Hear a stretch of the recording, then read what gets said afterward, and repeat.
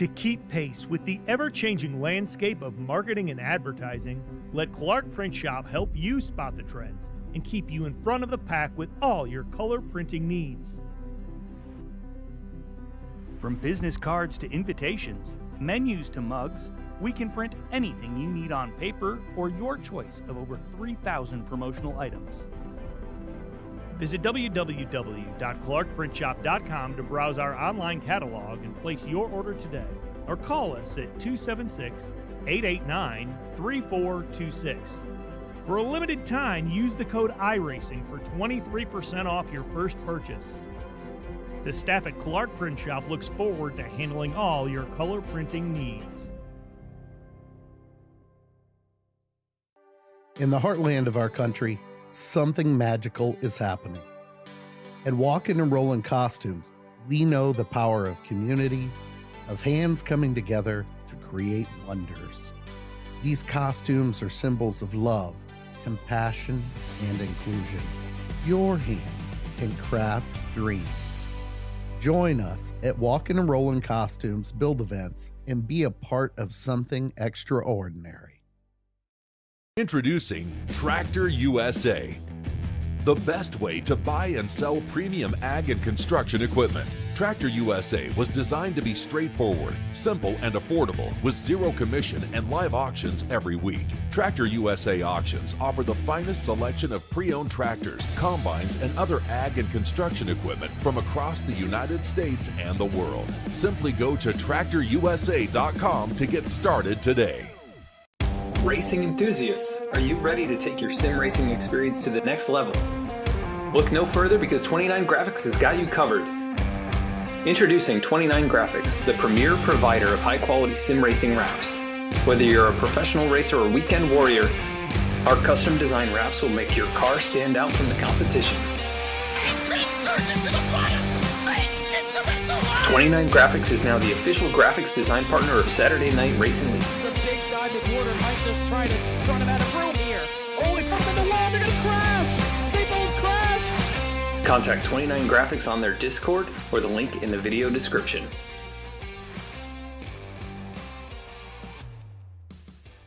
Driver.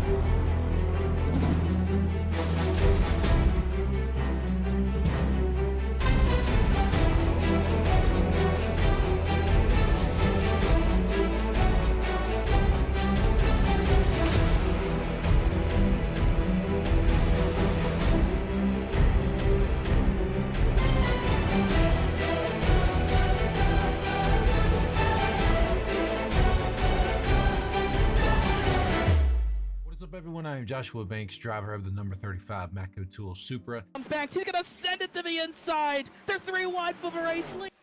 They're going to Sean Banks is going to win it. Unbelievable. And also co-owner of M&J Distributors for the sponsor of Saturday Night Racing. So I just want to thank every single one of you for tuning into tonight's race. I hope you will put on a good show for you guys. I hope that you will enjoy it. So if you do, make sure you drop a thumbs up to B-Speed and subscribe to them because they, as y'all know, if you haven't already, they put on some great broadcasts. So I'll make this short and sweet. The main reason for sponsoring Saturday Night Racing League is because I've been with these guys for a long time. I've raced with a lot of them. I've been through some rough times, some good times, and arguments and everything like that. But still, grand scheme of things, been through a lot of these guys, and I really do like where this league's going. I want to support it. They've given a lot to the league already, and I think, you know, I'm capable to support back. So that's what we're doing, and we want to keep this league free, you know, for people to join, to have a good time, come in and race and just have fun, you know, and that's what we're all about. So that's the main reason, and that's all I really have to say about it. So I hope you do enjoy the race, enjoy the season coming up. We are hopefully going to put on a great season for you guys. Also, make sure to check out my YouTube channel, Banksy the iRacer. Link will be in the description. Check out, and you can see my point of view, see what's happening on my end. If you want to watch it, it's completely fine. If not, no big deal. So come on over, hang out after the broadcast of this race, and hopefully we'll see you over there. If not, enjoy it, and I'll see you guys on track. Lap traffic out of the way. It's between these two. They're even for the white flag lap. This race still very undecided.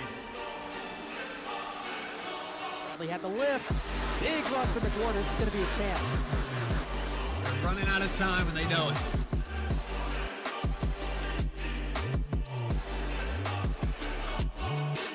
The bottom surges to the inside. Now pulls even with Hunt.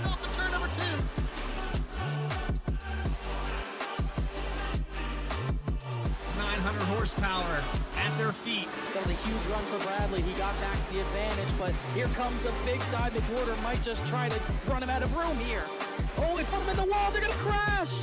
They both crash. Here comes Ray Massey. Ray Massey's going to win it.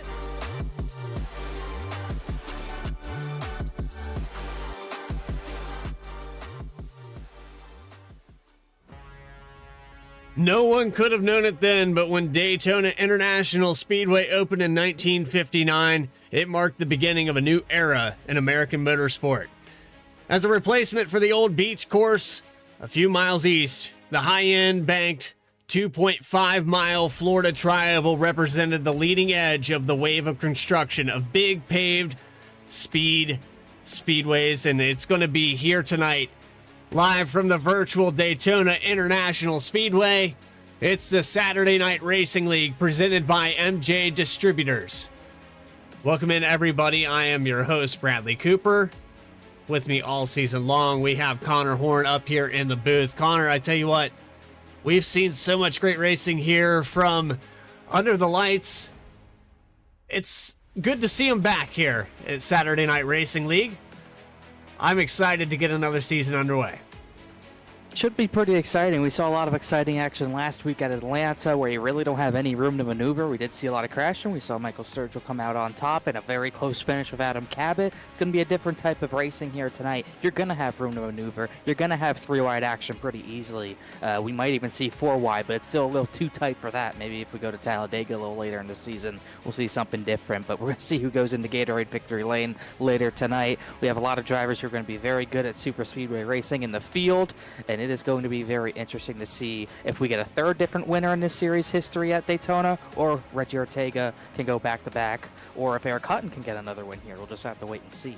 We saw almost a photo finish the last time we were here between those two drivers you just mentioned, and actually the 35 who's sponsoring this league on the main sponsor with M&J Distributors. But look at Daytona, 31 degrees of banking. Yeah, you couldn't walk up that. The 2.5-mile oval, it has stapled itself into the history books. Everything from photo finishes to the 7th championship run that Richard Petty had back in the day. And, you know, for all the way to 1998 when Dale Earnhardt got his first win. So, you know, this track's elusive, takes a lot of discipline and practice. It's a skill all its own to get around this place. Race analysis coming up on your screen right here. 100 laps here today, a 60-mile-per-hour pit road speed limit. 4 tire sets across the wall. We got the 3 green-white checkers and 80% fuel. Should make things a little bit interesting. When do you come down and do you take tires? I think you just kind of commit to, you know, just fuel only on these stops. I think for the most part, you might be seeing 2 tires. You might even see 4 tires if you're taking a full tank. You might see drivers take 4, but with the shortened fuel tank, you might be in your box a little shorter for fuel. So 2 tires might be the move, save you some precious seconds on the racetrack. We'll just have to wait and see. With the lower fuel tank, it's probably still going to be a 2-stop race, I would think. It might be close to 3.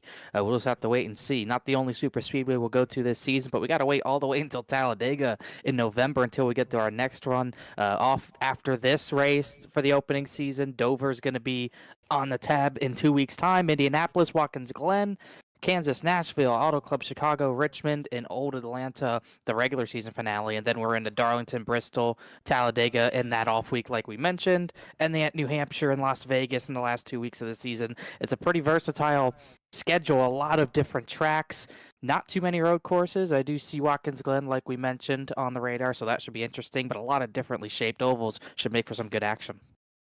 Well, we got a lot of cars in here, and hopefully they're going to delay the green. But, you know, the first thing that I'm paying attention to is that second week is going to be an off week. We just saw these guys at the Clash. You know, the 3 car, you know, he's putting on quite a clinic here on V-Speed as of late. You got to win on Tuesday. You got to win on last Saturday. Let's see if he can go on the triple threat as we get set to take you trackside for your grid. Starting on the pole here today, well, it's the guy that led a lot of laps in that initial race at the Clash. It's going to be the 70 of Aaron Smith. He ran a 50.154 to start on the inside of Ben Baffert. Row number 2 is going to belong to Michael Sturgill, that 2-time winner on V-Speed. He won the Clash. He's going to be on the 3rd position with Dylan Parker in 4th spot. 5th position goes to Caleb Weekly with Mark Whitley in 6th. 7th spot, Chad Klinger, AI Chad, and Casey Lakatos in 8th. And rounding out your top 10, well, we're going to go with Clark Ganekin and Jeremy Miller. And then that's just inside the top 10. Seth Hatchell, Taylor Butcher Benjamin will start 11th and 12th with nearly identical laps.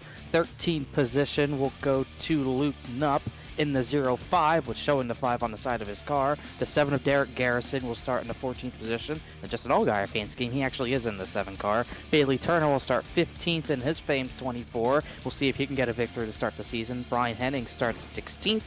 17th position, AJ Stravado, who's always a big name here. We'll see if he can get Super Speedway Racing. And then Joseph McWhorter, the reigning series champion, starts 18th. And then just inside the top half of the field in this 43-car field, Christian Angel starts 19th. Christopher Hodges starts 20th. 21st goes to Julio Villalobos Jr. with Kyle Peacock in 22nd. 23rd, Jeff Wright, one of the first season winners there in the championship. Second championship going to the 73 of McWhorter, and just to his outside, I apologize, that's going to be Ray Massey. Then we have the 25th position with Storm Patterson, Ryan Carwile in 26th, 27th, Eddie Trejo, Eric Hutton in 28th. 29th, Brian Chambliss with Jeff Allen in 30th. We have 20 more cars out here.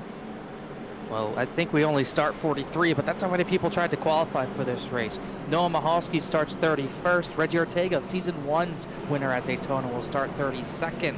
Way at the back, he'll have to climb through the field.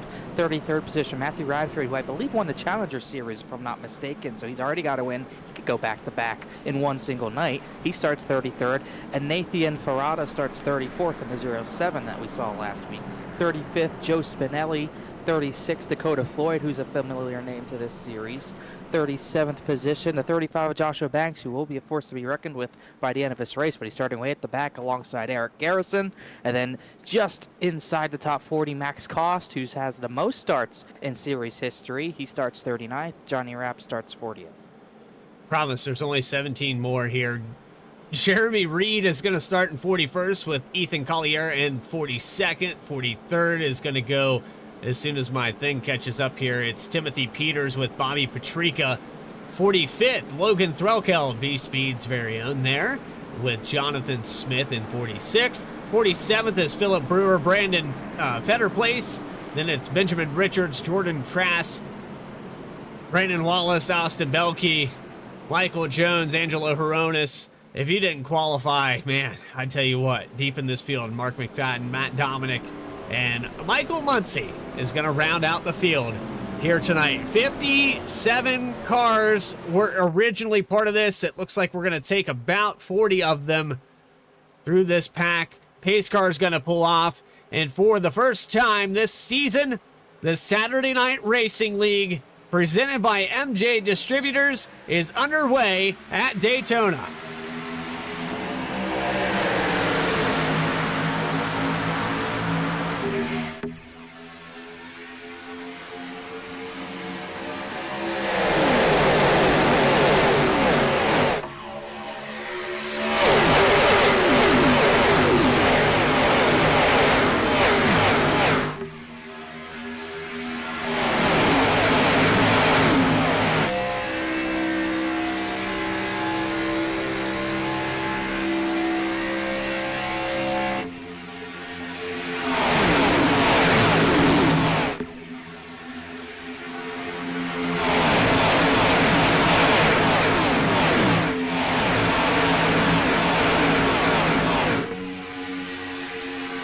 By to lead lap number 1, it is going to be your pole sitter.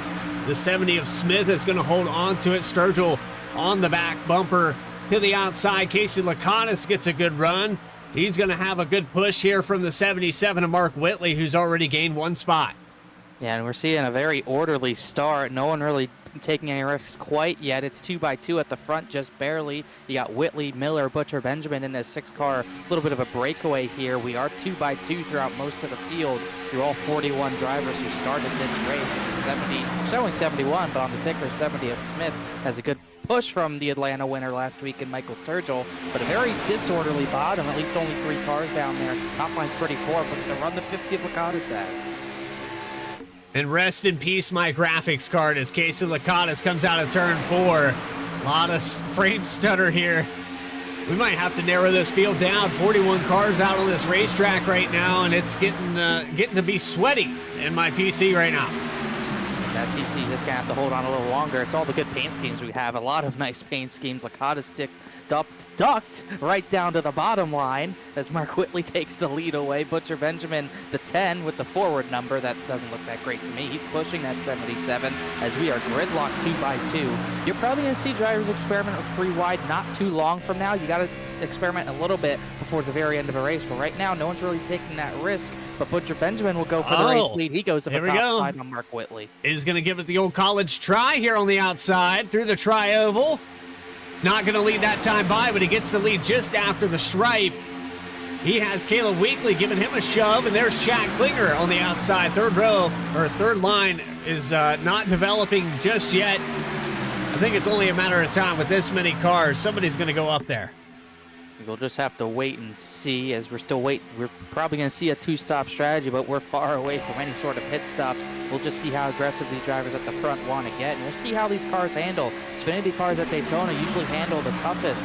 They're the hardest to handle entering the corners. It can get really tight. A push-loose scenario entering the corner. Looks like Julio Villalobos will go to the outside, but he has no help. He's going to go backwards if no one else goes up there to help him. He almost doored with Jeff Wright. And there's a lot of action going on. Jeff Wright back there in 12th position, 13th now. A lot going on back there outside the top 10, but they're 2 by 2 all the way to the gate, deep in this field. 14th position, it's a Hornet's Nest rounding on board with Jeff Wright. And Jeff Wright's in the middle of it in a different looking car in the Pepsi machine, at least on my screen, but he's going to be in that Lowe's number 48 all season long as he's just kind of sitting in line, not trying to do anything, just trying to hope he avoids the chaos, but being where he is in about the 12th position, that's a prime position to be caught up in something right behind series champion McWhorter. So both drivers kind of riding at this point as we're gridlocked 2 by 2. The entire field is 2 by 2. Everyone's still in the pack. First to 41st, separated by about 2.3 seconds. Throw a blanket over this entire field as they come by for lap number 6. They've made it further than I thought they would. With this many cars on the racetrack, you know that's talent. When you see this many cars going around a racetrack any place, well, you got to say, well, we're probably going to have at least 7, 8 cautions. No, these guys are 7 laps in when they cross the stripe. Nobody having any problems just yet. And we've had some fluctuations in the top 10. 10 spots gained for the number 10, who's actually leading right now. Then you go back to Ben Baffert, who's lost 10 spots. He's sitting in the 12th position. He qualified up there in the second row, or first row, rather. He hasn't been making moves. He's just kind of sitting on the bottom, biding his time, I would say, as this is the first race at Daytona with Xfinity Series cars. Every other race in this, every super speedway race in this series has had a different car other than this car. We had the Gen 4s for the season 1 last season. Although we had Xfinity cars at every other track, we ran the Cup cars at the super speedways. Now we're Xfinity cars through and through, so we'll see if anyone can figure out this car. It's much more gridlocked than Cup, but it is kind of similar to the Gen 4s, except a little bit less speed, as we're starting to see some drivers jump up to that third lane. Yes, we are. And I was just about to say here, riding on board, we're looking at the back of the 14. It kind of catches me off guard to see that in bold letters. However, we're riding on board with Clark Ganeckin. There was a third line just to his outside for a brief moment there, and they're still trying to develop it here with the 77 of Whitley to the outside. That's actually McWhorter in the 73. Yeah, McWhorter had the third lane going. Villalobos is going to go with him. They lost him. They're going to gain it back. Mark Whitley went for the race lead. He and Taylor Butcher Benjamin are going to be side by side. 45 into the wall there briefly, and that's not going to help the 73 at all. He had a case to probably move his way into the top 3 if that 45 was able to connect. But, you know, when you try to put a Harpoon design car with a 29 graphics car, that's what you get. And there's a lot of, you know, one thing about the Xfinity cars, the runs aren't big, so you can kind of maintain on the outside with, or in a line without a help and you'll be able to stay up there pretty well. If this was a Cup car, McWhorter would have dropped back very quickly, but he's actually able to hang on these drivers outside, get just enough draft from a side draft to keep enough speed to stay up there, but he really does need that second push. He definitely needs somebody on that back bumper to keep him up here in this top 10 as he falls back to 10th spot, now to 11th. He needs a shove from the 45 to get him going. That third line develops now. They're going to come up and cut it off, though. It looks like the 13 of Weekly thought, well, maybe I'll try it. Not quite up there yet. As I say that, actually McWhorter is there. Now Whitley's going to go to a third lane, pick up his teammate in McWhorter. Lets Weekly lead that middle line, but they're going to get a big run down the front straightaway if they can push hard, but they didn't really get that launch out of the corner. It was Chad Klinger and Caleb Weekly who actually got the better push, and Weekly's going to lead that lap as Whitley, McWhorter, Villalobos are going to try to form up here with a fourth car at the top side as well. Can't see who that is. I think it's Noah Mahalski. That is Noah Mahalski in the 03. That's another Neon Motorsports driver deep in this field, but working his way up through. Mahalski has already gained 13 positions to be where he is right now. He's one of those drivers that kind of benefited from jumping out to be outside and trying to make it to the front that way, but he kind of didn't get the run that the other three on the top needed. So that middle line he's going to get into, he's only got about 5 or 6 cars, and everyone else has really dropped off this front line or this front pack. A lot of drivers just waiting it out, not wanting to race very early and just trying to save their car. No fast repairs, so you need to save some stuff. You don't want to get destroyed on lap 12. Connor, did you say no fast repairs? That's correct. That is as real as it gets. Outside of crashing $200,000, that's just about where it is. I think if we got that, we'd have significantly less signups. So thankfully that isn't the case, as that top line's kind of fizzled out. Teammates McWhorter and Whitley still trying to work together, but looked like Villalobos got to 4th in line in the middle. Now he's going to pass those two. They might drop backwards here. Chad Klinger is going to go to the front. Klinger gets a good shove there from the 7 of Garrison. There's Brian Hennings in the middle as well. On the outside line, though, it looks like Whitley and the 73 of McWhorter have fallen back just about where McWhorter started this run. He had help. Villalobos left him out to dry. He dove down to the middle, and it looks like the 77, the 73, they're falling out. They're going to need to kind of wind up another run, but they're not very formed up right now, so they're just going to keep dropping. Austin Belke, Jeff Wright, they found their ways to the lower lines. Miller's still down there. I believe the 3 still on the bottom line. Aaron Smith is 4th in line on the bottom after leading the first lap. That's how much things can shuffle up quickly if you don't get in the right line. As Joshua Banks, I think we said he started in like 35th. Oh, Whitley's in the wall. They're going to check up there. They saved it, but Joshua Banks started way at the back. He's already in the top 15. Look how wide this track is until it's not.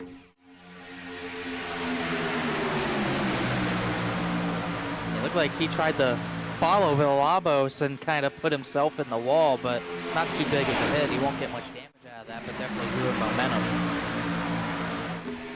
And this thing's a handful in dirty air. You lose that nose, there's no bite on the front end of the car, and that helps you steer through these corners, but through the turbulence of the draft, you really got to kind of ride the lightning to get these cars on the momentum. You don't want to steer too early. You also don't want to cut down and hit somebody to your inside. At the same time, there's that giant white thing to your outside that you could very much run into.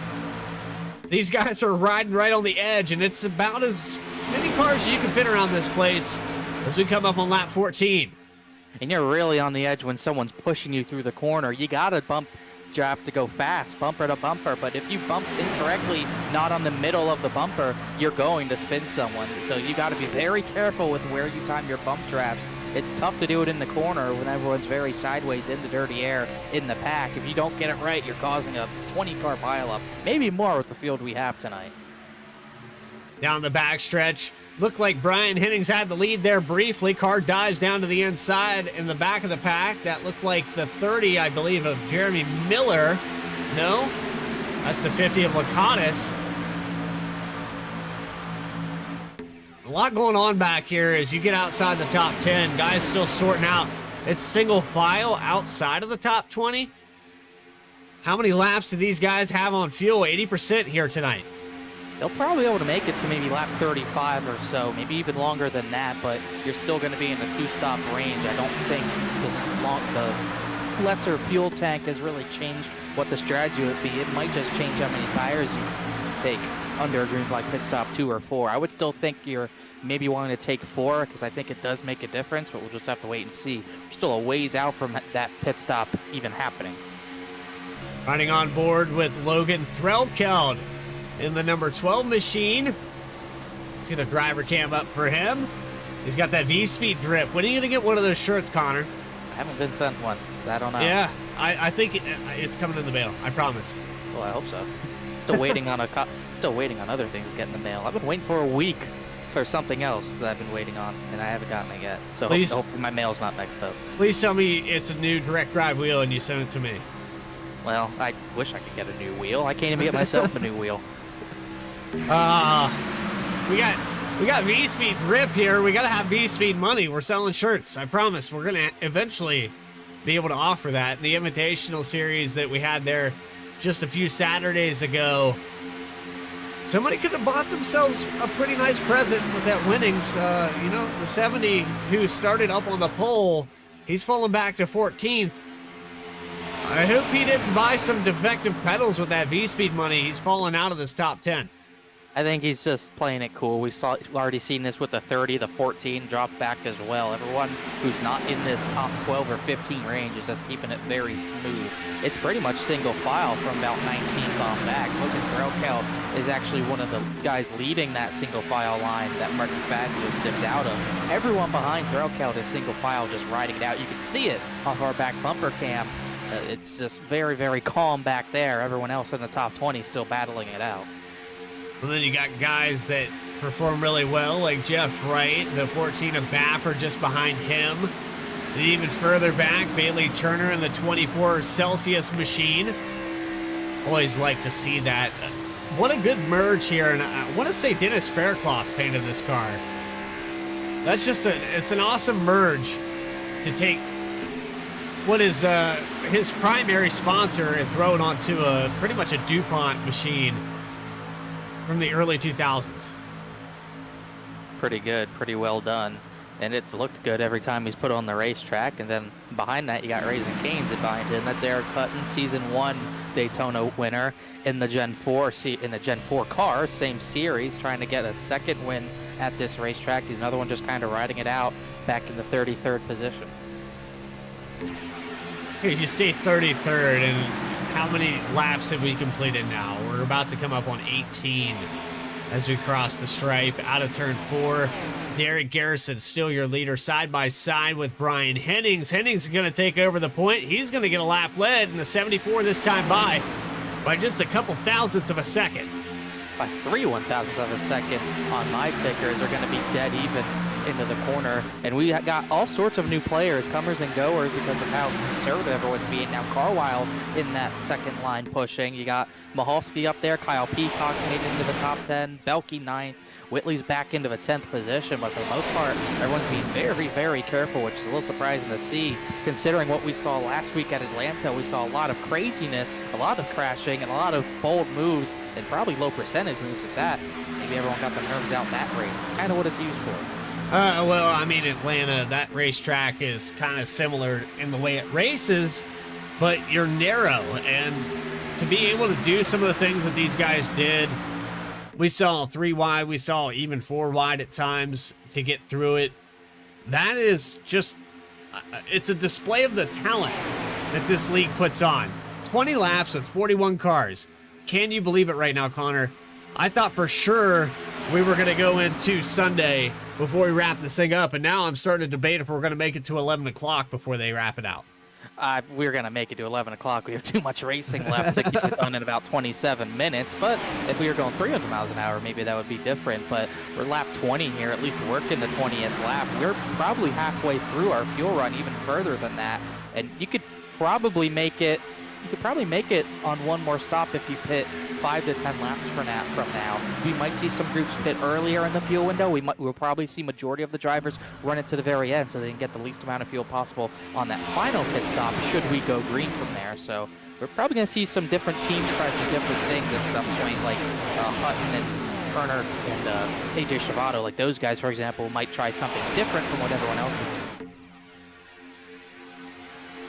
Derek Garrison still side by side with the 74 of Brian Hennings, 2x2 all the way back to Logan Threlkeld, and he is currently running in the 22nd position. So we're looking at 11 rows deep of 2 wide, and lap after lap, you know, the anticipation, the anxiety, can I get to the front? If you're sitting back here from 20th on back, you got to start wondering, who's my partner? Who am I going to pick here to draft with? I'm going to work myself back up to the front. You got to have somebody that's going to work with you all the way up there. You got to be very, very careful, and you got to know who to work with. You're kind of just thinking about who you're going to work with. For some drivers, they know who they're going to work with, like Whitley and McWhorter. They know they're going to be together as long as they can be, as long as they don't wreck out, as long as they both have each other. Or guys like Hutton and Stravato, they'd probably work together. But someone like Matthew Radford, Kyle Peacock, those are drivers who might have to search around a little bit and really have to prove that they can work with one of these higher drivers in the points from last season, like a Chad Klinger or a Ryan Carwell. They might have to prove to some other drivers that they can hang at the front before people work with them. Otherwise, they'll probably just get hung out. So you got to prove yourself before, you know, got to get respect before people start going with you. Well, the main thing I'm taking away right now is you've got guys that were really good in the Clash. You got guys that were really good just about an hour ago when we raced the very first Challenger Series race. Threlkeld, Hennings in the top 3. I want to quote the winner, but I'm drawing a blank here. Help me out, Connor. I believe it was Matthew Radford. There you go. Just to be positive. Actually, the results aren't there, but I'm very positive it was Matthew Radford from what I saw in the chat. And he's already made his way. At least I saw him in the top 10. He's kind of in this lead pack here as Garrison leads another lap with the 97, I believe, one earlier. And like I said, he could go back-to-back on the same night because he's driven up through the field after starting 33rd. 17 spots gained for the 97, just on the edge. And trying to be very patient, but slowly that inside line just chipping away. A position, a lap. The bottom is surging. It's interesting to see, too. You got Whitley, you've got McWhorter, some of the guys that were trying that outside groove a little bit ago, and they've settled in somewhere around the 9th, 10th position. They're still within striking distance, but right now, I think we're lining up for those green flag pit stops. That is very surprising as well with 40-plus cars on the racetrack. Everybody's strategy is kind of staying in the gap. Oh, we got a car down on the apron. That's the 30 machine. Jeremy Miller, that's in 17th spot. Excuse me. Sometimes you lose your voice here in the broadcast booth. V-Speed's been working me overtime.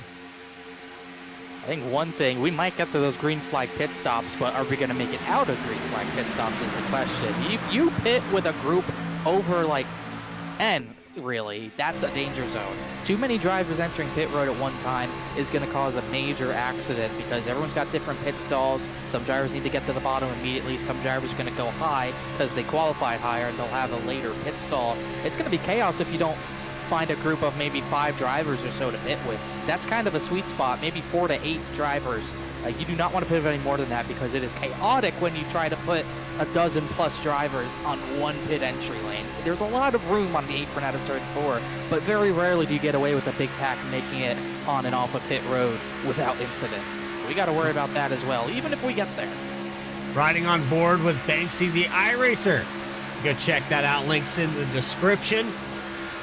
He's live streaming currently right now on Twitch. You can get his first-person point of view and also the primary sponsor for M&J Distributors and the Saturday Night Racing League. A lot of turbulence here on the outside I'm seeing. It looks like a lot of movement going on. Banks just picked up like 5 spots there. Everybody diving to the inside. Are we approaching that window? We'll have to wait and see. I did see Brian Hennings blink out for maybe 5 seconds. That might have mixed things up, but he is back at the front with no incident, so that could have caused some craziness as well. But I think everyone is going to have to get to the bottom at some point. Can't go much longer. Might only have 8 to 10 laps left in the tank, and for drivers running at the front of the field, they might have even less than that. They might be able to only be able to go 6 or 8 more laps. So They got to get to the bottom eventually. You cannot pit from anywhere other than the double yellow line. If you try pitting from the top side, it is not going to work out well. No, Michalski is up an additional 4 spots from the last time we talked about him. Now up 22 positions. He's in to the top 5 briefly there. It's back and forth as soon as my overlays catch up with us. I tell you what, the 03 and that 13 right on the inside. Those are 2 of the drivers that we've watched for 2 seasons now, starting on the 3rd one, that have just vastly improved. We mentioned their names more and more as season 2 came to a close. Yes, this is the super speedway, but especially there with the 03, putting together a great season. He was in the final 12 for the points. He got a top 10 there to finish things out. He was a contender for several different races. I'm really proud to say that I've kind of witnessed some of these guys kind of grow up and put their iRacing together. He's definitely one driver that stepped it up late last season. He got a good points finish out of it. It's going to be a whole different ball game this season if he improves even more. He could be in a title fight. Oh, we got a crash into turn number 2 at the very back. Ben Bafford, Ray Massey's on his side. Max Costa's in it, Stravato, and there's no yellow for it. And we're staying green. We're going to stay green here, but let's go back and take a look at this on the instant replay. Looks like somebody... The 14. And, yeah, we lost contact there with one of the cars. Let's go back about 40 seconds here. Right on board with Max Costa. It's the 14, yes.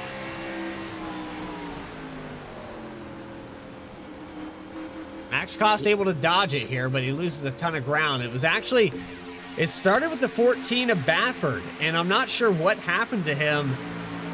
Back it up one more time. Take a better look at this. He got him to the wall.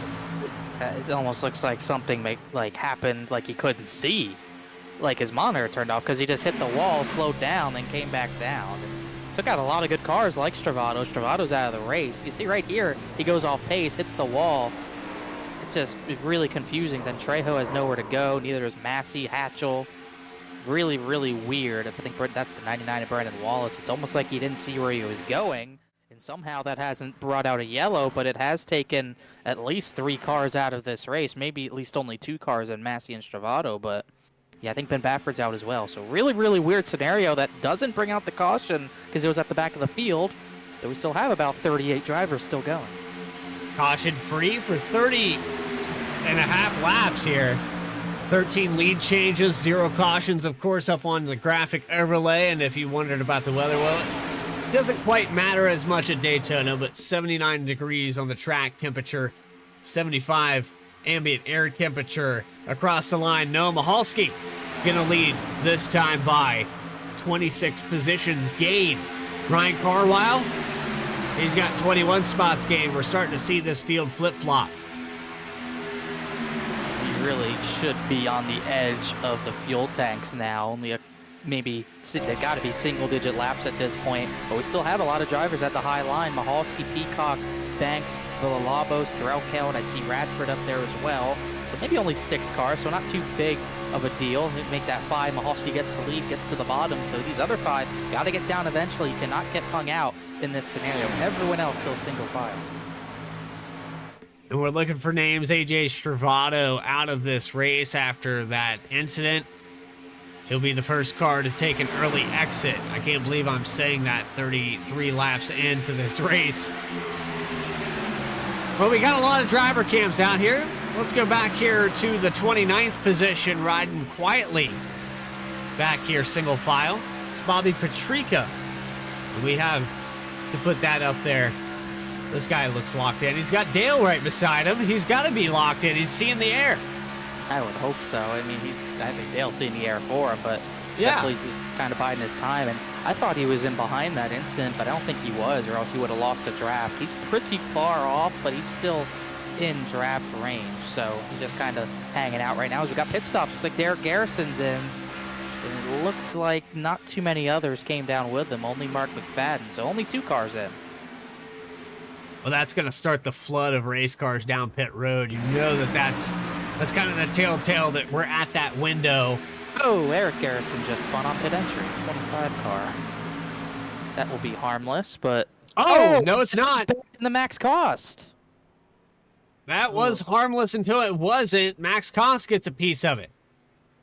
Yeah, that's a no-no. Can't back up when you got cars coming. You can see he's got it stopped. Maybe he didn't see the 63 coming, but right in front of Cost and Trejo. So that's unfortunate for the 63, and the 25 gets extra damage out of it. But we got more pit stops. A lot of front runners coming this time by. This is when you get trouble, when you This have is the flood. this many cars coming in. Wow. Look out. Oh, into the pit wall. There goes the 10, and he got clipped by another. And we're still not done with the chaos. Noah Mahalski almost cut off Villalobos. And I'm trying to see who that was. That was Philip Brewer who hit the pit wall and got a lot of damage. Yeah, Philip Brewer ran out of real estate there. Back this up one more time. This is Chaos and Pit Road. Here we go. You get, like we were talking about it, you can't pit this many cars at the same time. It's just not going to work. And Brewer comes up too hot on the 10. Actually hits look at the 07. Yeah, look at the 07. He drifted around the wall. Let's go on the replay one more time. Oh, my goodness. More pitters. Watch this. Radford, Miller, and others are in now. But yeah, this was tight. Oh, boy. Everybody tried to follow him, and he said, I know the line. Yeah, that was very tight. Most drivers got away with it. Those guys did not. Oh, Joshua Banks just missed his stall, but he hit the inside wall a little bit. Miller, Aaron Smith, Lakatos, others are in cleanly. Joshua Banks will lose a lot of time because he missed his stall completely, but that was a lot better than the last time we entered pit road, at least. It's a little tag with the wall. 35 should be okay. Bailey Turner went for a slide there as well at the same time. Didn't even catch that part. But he's going to lose time as well. He's going to have to come out with the 35 of Banks and the 48 of Wright. Working this replay over time. No, he got contact. Brian Chambliss was trying to get into his stall. And let's run on board with the 48 on that. He was right behind it. So that was actually Chambliss that missed his stall. Bailey Turner was not even close to his stall. But you can see the 9 has to get to his stall late and just clobbers Bailey Turner. No, so look at the chicane that Jeff Wright just took to get to his stall. For him. And I think Bailey's going to be okay on track position, maybe stay in the draft, but I think Brian Chambliss was one of the big losers on that. Pretty much everyone cycled out. Aaron Smith had pit, and he's the leader, so it's pretty much everyone has cycled out, and they only made it 33 to 36 laps, so I think you can still two-stop, but it's going to be tight as now Aaron Smith and Jeremy Miller are going to get passed by the main pack. The race lead will go to Ryan Carwile, pushed by Chad Klinger, Kyle Peacock, Hennings, Whitley in that lead line. This has really spread things out. Oh, sideways there we go. Big crash. Smith, McWhorter, Miller. That's going to bring out the yellow. Michael Sturgill involved as well. First caution of the night right after we got through the pit cycle. Connor, we got through the pit cycle, and then we had a yellow. Yeah, that's not what I expected either. I will agree. That kind of started there with the 74 of Hennings getting sideways, and everybody kind of checks up behind. Let's go back on the replay. I don't know. Yeah, we saw Hennings got sideways, and then I think it causes a stack up. I'm not sure. Hennings got tagged. Mark Whitley and him had contact, and Aaron Smith got sideways, and then it's on. It's right on board with Brian Hennings. He's in the middle. He just gets a door shove. He got a hip check. That's the worst he gets out of it, but 5 or 6 others get caught up in the stack up that's caused by that. Him and Whitley coming together. And it looks like Aaron Smith got the worst of it. That little hip check costed Whitley's teammate a lot of spots there. And what happened was... looks like Sturgill's involved. And what ended up starting the crash was Aaron Smith having to hit the brakes for Brian Hennings, and then Jeremy Miller went right into it.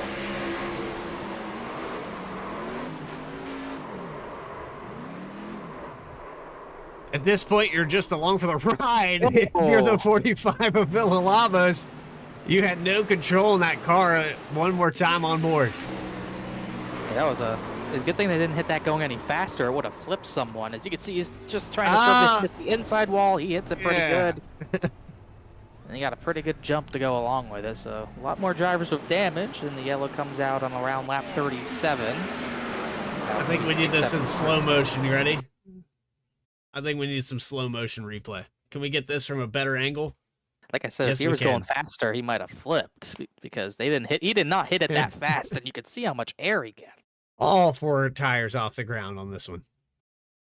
Good hang time there for the 45. And meanwhile, everyone else is going to come down to pit. Mostly everyone, not everyone. Chad Klinger, Ryan Carwile will stay out. Majority of the rest of the field will come down really for extra fuel, maybe to go a little longer in the next run. You should be 1 stop away from making it to the end from here, so maybe shortening the fuel is what these drivers are going to be after.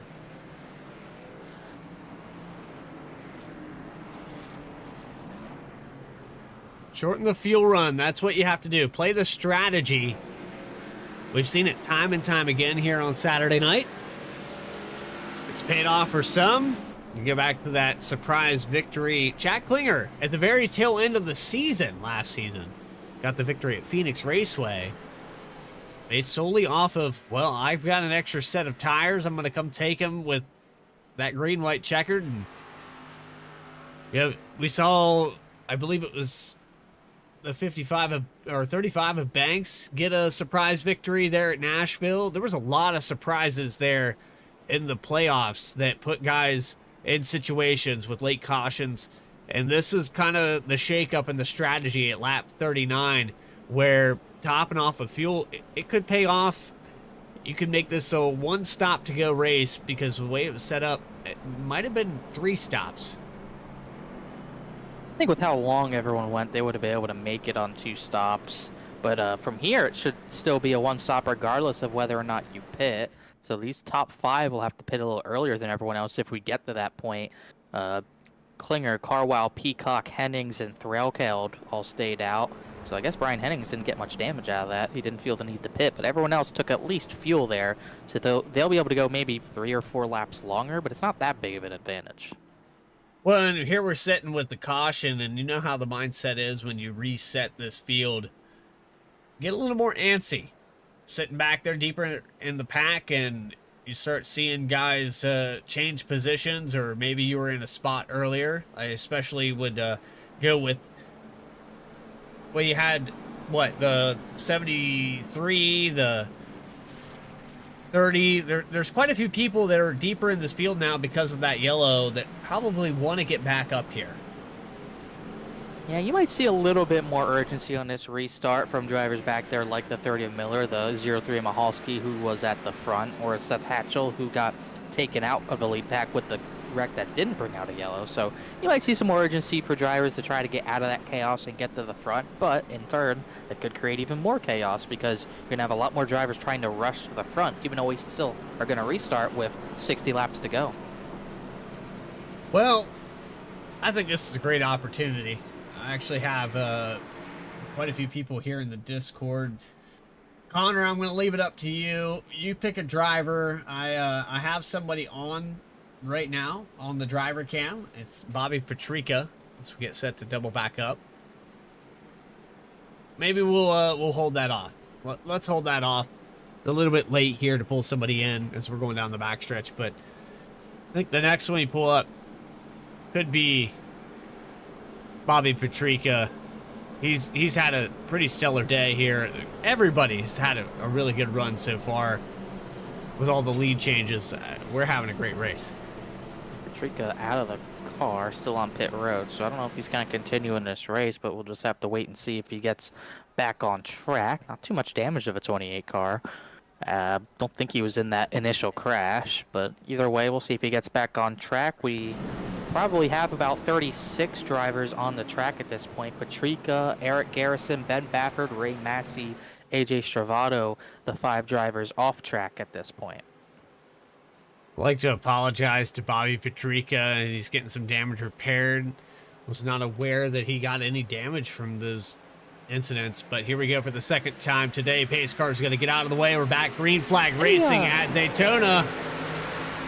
They crashed at the back before the green, excuse me. McWhorter, Bafford, and Taylor Butcher Benjamin all crashed before the green even came out. Butcher Benjamin's not even to the start-finish line yet as we're green. Away once again. It was even before this. Even further behind that crash happened. I'm not sure what that was about. Trying to get caught up to the tail end of the field, maybe.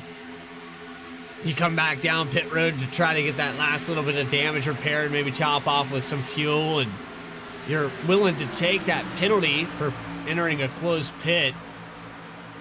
You'll see that a lot with some of these guys deeper in the field, that they're just trying to work the strategy and they don't care about starting at the tail end of the longest line because they're already there. So they're going to do it anyway. They're going to come down and top off. It's all about strategy, Connor. We've all played it. We got probably have more strategy to play with. I would say if we get to that point, the pit window would probably open around lap 65. Still got a ways to go before we get there as Aaron Smith comes off the pit road with damage, but we'll see if we get there because business should pick up as we're closing in on halfway. Business is picking up right there in the center of your screen. B-Speed. Yeah, that business has picked up quite a ways. 29 graphics, 83 of Kyle Peacock giving a shove to Chad Klinger out of turn 4.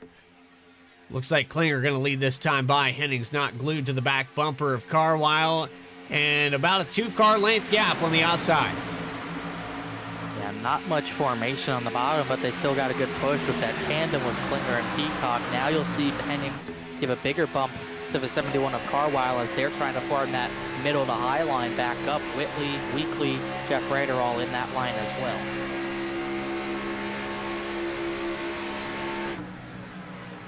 The great shot there of the lake down the back stretch. I don't want to go fishing. You see Carwell get clear to the bottom from a distance, so he's going to leave Henning to get pushed by Mark Whitley, as Whitley's been pushing everyone tonight. I don't think he's ever been the one being pushed, so everyone seems to be pretty comfortable with him being the driver to push you up to the front, as that hit that bar out of the way. As you can see all 36, 35 drivers on track, still going pretty fast. 194 Carwile hits into turn number 1. Yeah. Well, I was informed that that was fast enough to create a situation in the Challenger Series. We had somebody hit the catch fence, pull a little Austin Dillon move. You know, I just want to say I do not agree. Connor, you can give me your opinion on this, but I do not agree with that playoff point getting taken away from the 3 team. They won that race. I think they won that race before the yellow, and he did everything he could to go out there and do it anyway. Joey Logano, Denny Hamlin, you can say what you want, but those guys have fast cars every week. The 3-car, he needed a victory. He did need a victory, and you know what happened to happen. We got appeal next Wednesday, so we'll see if they win that appeal. It's not over quite yet. It's not over for Michael Sturgill either. Not sure where he is on track, but I know he was involved in that last crash. He's trying to go back-to-back. He won the Clash at Atlanta. He's trying to win at Daytona. He is at the back. His car looks pretty clean. He's back in 25th, 24th position. Looks like he got majority of his damage repaired. And he's going to try to get to the front, at least back to the front. Mark McFadden right in under him. Jeremy Miller, it seems he still has right side damage. He's in behind the 3. I don't know if these drivers are trying to get to the front or maybe they're just trying to ride at this point. The 609 Motorsports machine in the 30. Jeremy Miller. It just, I don't know what it is about that font, about that paint scheme, but it just reminds me of a Go-Gurt machine. I don't know why. It looks like it says Go-Gurt on the hood. Almost. Got to be themed off of something. Just got to get Go-Gurt sponsorship. Yes. It's a Petty Enterprises machine, Frozen. I believe. Frozen Go-Gurt? That's the best. Oh, that's the best. I missed that. It's an unlocked memory right there on lap 46 at Daytona. You miss it? Go get it, buddy. Haven't had it in so long, okay? 09 Klinger giving a push to Carwile, who's taken over the point. It looked like the 71 was fading, but he was able to get cleared. The 74 of Hennings pushed him up here just a moment ago to get to that inside line. Now it's Caleb Weekly, Chad Klinger. They're the ones that are controlling the tempo for these 2 lead cars. Seems like business has picked up a little bit. We're still I mean, either way, we've been running fast. We're running 47 flats. We didn't really get close to that on the first run. Very closer to 47 fives in the last run with the lead pack. So business has definitely picked up. The drivers are trying a little bit harder. The speeds are more intense. Another 193 mile an hour mark for Carwile into turn number 3. As Klinger, Hennings, Peacock, Weekly all staying still. Still not seeing a third line form. I thought we would see more drivers try to experiment with that. We saw the 73 and 77 do that earlier, but besides them, no one else has really tried anything on that third line quite yet. Well, we're not quite at the halfway mark, but you'll know when we are here on V-Speed. I'm just going to warn you now here on lap 48 as we approach that mark. Find that remote control. Find that volume switch. 29 Graphics definitely has the soundboard here on V-Speed. 2 laps to go, Connor.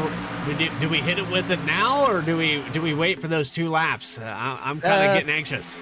That depends. Do you think they're going to make it there? I think they're going to make it. We've got this. Let's go ahead and do it. Let's go ahead and do it. Let's just do it.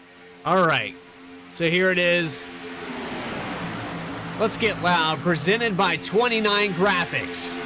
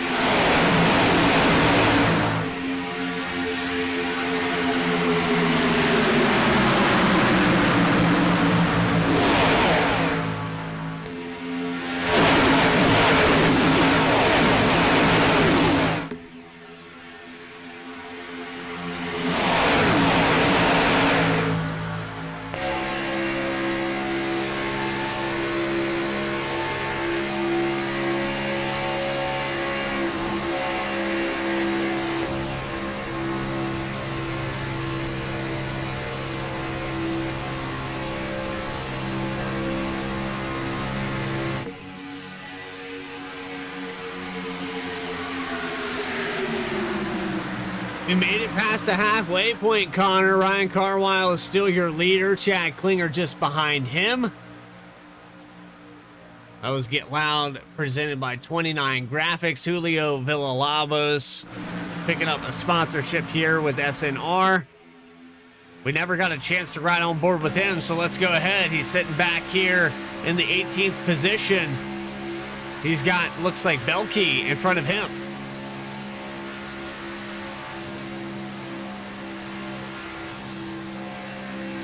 Drivers being very, very patient. I'm just still so shocked we've been in a 2x2 pattern for this long. Seems like every other race in these Xfinity Series cars goes so much different. Well, they're still trying to figure out the pros and cons of this car, and you had updates to all the other stock cars, the tire models, the damaged models, the models. There's so much that goes on the iRacing surface. Good luck keeping up with it. Everybody's figuring out, well, how can I cheese this car? The B car kind of goes back to the original, the OG of how people used to get around these places. And you can kind of see the nostalgia with the way this car handles at certain places. It burns off the right front.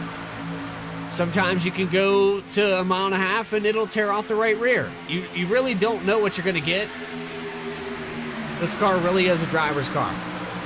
Yeah, it's probably, at least on the super speedways, it's gotten probably the least amount of updates. I feel like the next gen car gets a lot more love. The truck's got the aero overhaul that we saw this summer. Xfinity cars kind of lived out the dry as far as the super speedway package is going. It's not really, for the most part, how they race. They still race pretty well, and it's all about track position. You really need to make sure you're at the front pretty early on. You try to stay up there for the rest of the race, like Carwell and Chad Klinger, Caleb Weekly, Brian Hennings, Kyle Peacock, Mark Whitley, Joshua Banks. These are all drivers who have gotten to the front early on, but you got to stay there. If you're not in the front maybe 4 or 5 rows by 20-25 to go, you're very rarely going to have a chance to win this race. So right now, you're going to see more drivers, I would say, get desperate, but we're definitely going to see drivers get more aggressive because you need to put yourself in a position to compete for this win. This is around the time where you need to do it. I'm seeing some rivalries that are starting to work together. You've got Jeff Wright, you've got Joshua Banks, you've got Bailey Turner. Jeremy Miller might have been in it. Oh, Storm Patterson spins. He might be the only one to spin out of all this. He's going to lock it down. Get it out of the racing surface. No one else is coming. It looks like we're going to stay green through all this. Target car remains not a target. Out of turn 2. Did you like that little segue? I'm sure the 54 didn't like it. That's a pretty good one. But I don't think Storm Patterson would have liked it. But it's back up to speed though here. 55 laps in as they come out of turn 4. Ryan Carwile still your leader, but Storm Patterson of the 54 has lost a ton of time. He's just now coming out of the corner. Yeah, it looked like, I was looking back at it, looked like a stack up where Miller had the check up. Brendan Wallace couldn't in time. And Storm Patterson was the innocent bystander who got turned around and all of that. So that's 2 incidents we've seen at the back, not bring out a yellow. You can see a stack up right there, contact there. Chambliss got a big piece of it. And Storm Patterson was the one who spun around and all of that. Heck of a job to keep that car from hitting the wall, though, and getting a lot of damage. Let's ride on board with him real quick. You see there, just Miller's out of control. He's the innocent bystander, but just has to turn it. He hooked it dead left, probably full lock left to keep it out of that outside wall. It's never an easy feeling when you're facing the wrong direction here at Daytona. It's even worse when the yellow doesn't come out when you're facing the wrong direction. Now he's going to have to form back up with this line of cars. Some lead lap, but not all of them are, but at least he has some help, or at least he will once he gets in line with them. As we stay green at the front, and we still have the same leaders. Hennings on the top, Carwile on the bottom, as we are pretty, not far into this run, but maybe 20 laps into this run, once again inching towards that pit stop, potential pit stop sequence. We're probably, I'd say, 8-10 laps away from the window opening.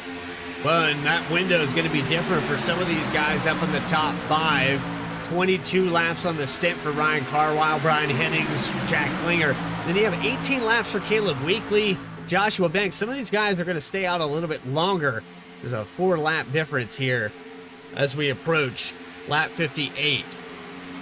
Well, we have to give our voice a break here before we hit those green flag pit stops. Well, you know what time it is. It's time for some commercials. Let's pay those bills here on V-Speed. You're watching the Saturday Night Racing League. More coverage is going to continue right after this.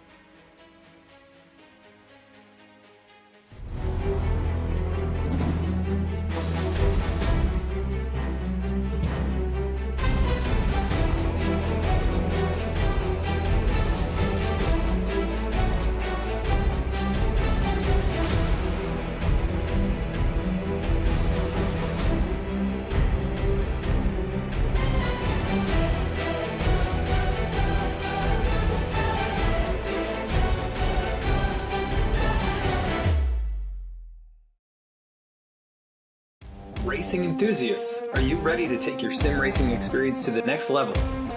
Look no further because 29 Graphics has got you covered. Introducing 29 Graphics, the premier provider of high-quality sim racing wraps. Whether you're a professional racer or weekend warrior, our custom design wraps will make your car stand out from the competition. 29 Graphics is now the official graphics design partner of Saturday Night Racing League. It's a big diamond water might just try to run him out of room here. Oh, he bumped in the wall. They're going to crash. They both crash. Contact 29 Graphics on their Discord or the link in the video description.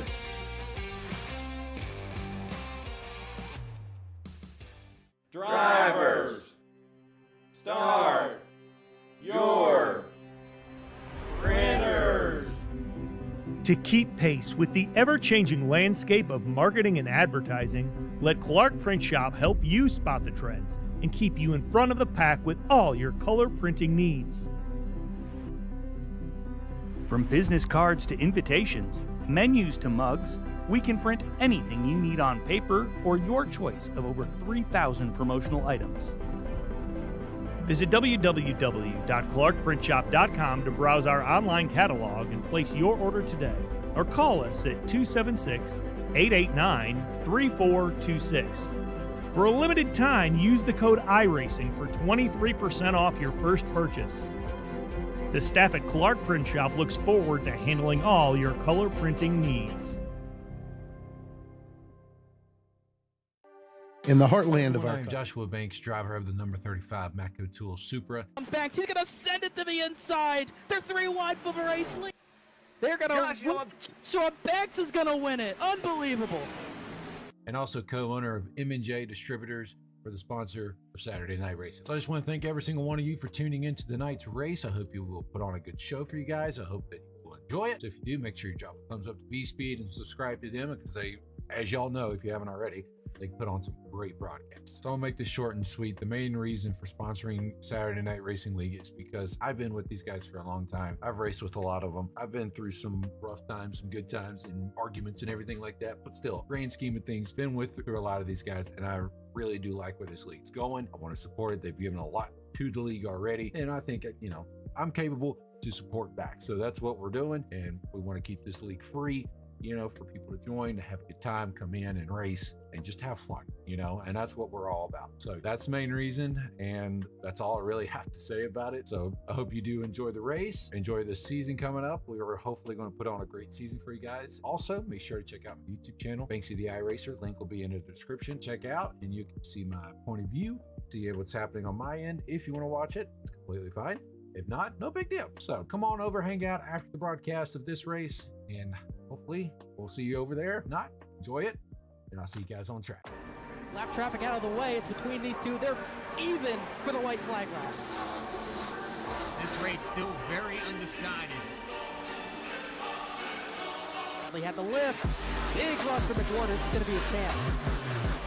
They're running out of time, and they know it.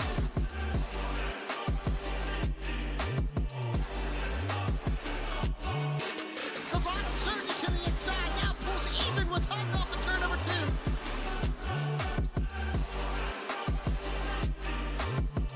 900 horsepower at their feet. That was a huge run for Bradley. He got back the advantage, but here comes a big dive. McWhorter might just try to run him out of room here. Oh, they put him in the wall. They're going to crash. They both crash. Here comes Ray Massey. Ray Massey's going to win it.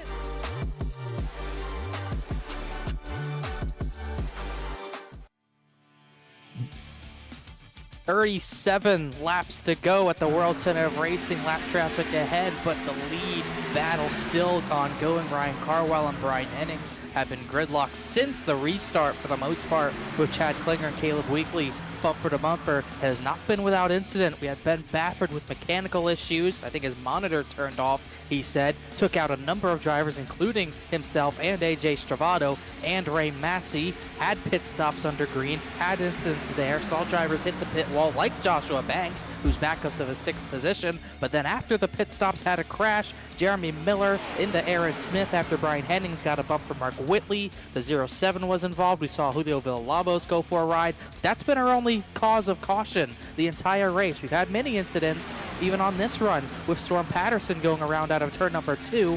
But for the most part, we've been cleaning green with 25 total lead changes, only the one caution, and we are pretty much at the green flag pit window opening right here, Bradley. We are just about ready to see drivers pit, and it should not be too long from now. It should not be. And I would like to thank my buddy here in the background, Devin Wells, pressing the buttons there. He's on point. Little bit premature on the commercial. I'd like to apologize to the walking and rolling, but you know, he's new. He's new. He's learning. We've had the experience here on V-Speed. We're always looking for new producers. If you know anybody, well, send them our way. We're looking to sign up another one. I tell you what, though, the quality. Oh, Storm Patterson crashed again. He crashed on pit entry. the 54 is in the grass here, and he's going to reset. tow. The third incident that hasn't brought out a yellow. And that's unfortunate for him. Here he comes down pit road. Locked up the rear brakes. Wheel hop. That's Hard a into that inside popped wall. engine. That's a popped engine as well. Yeah, that'll do it for tonight for him, I would say.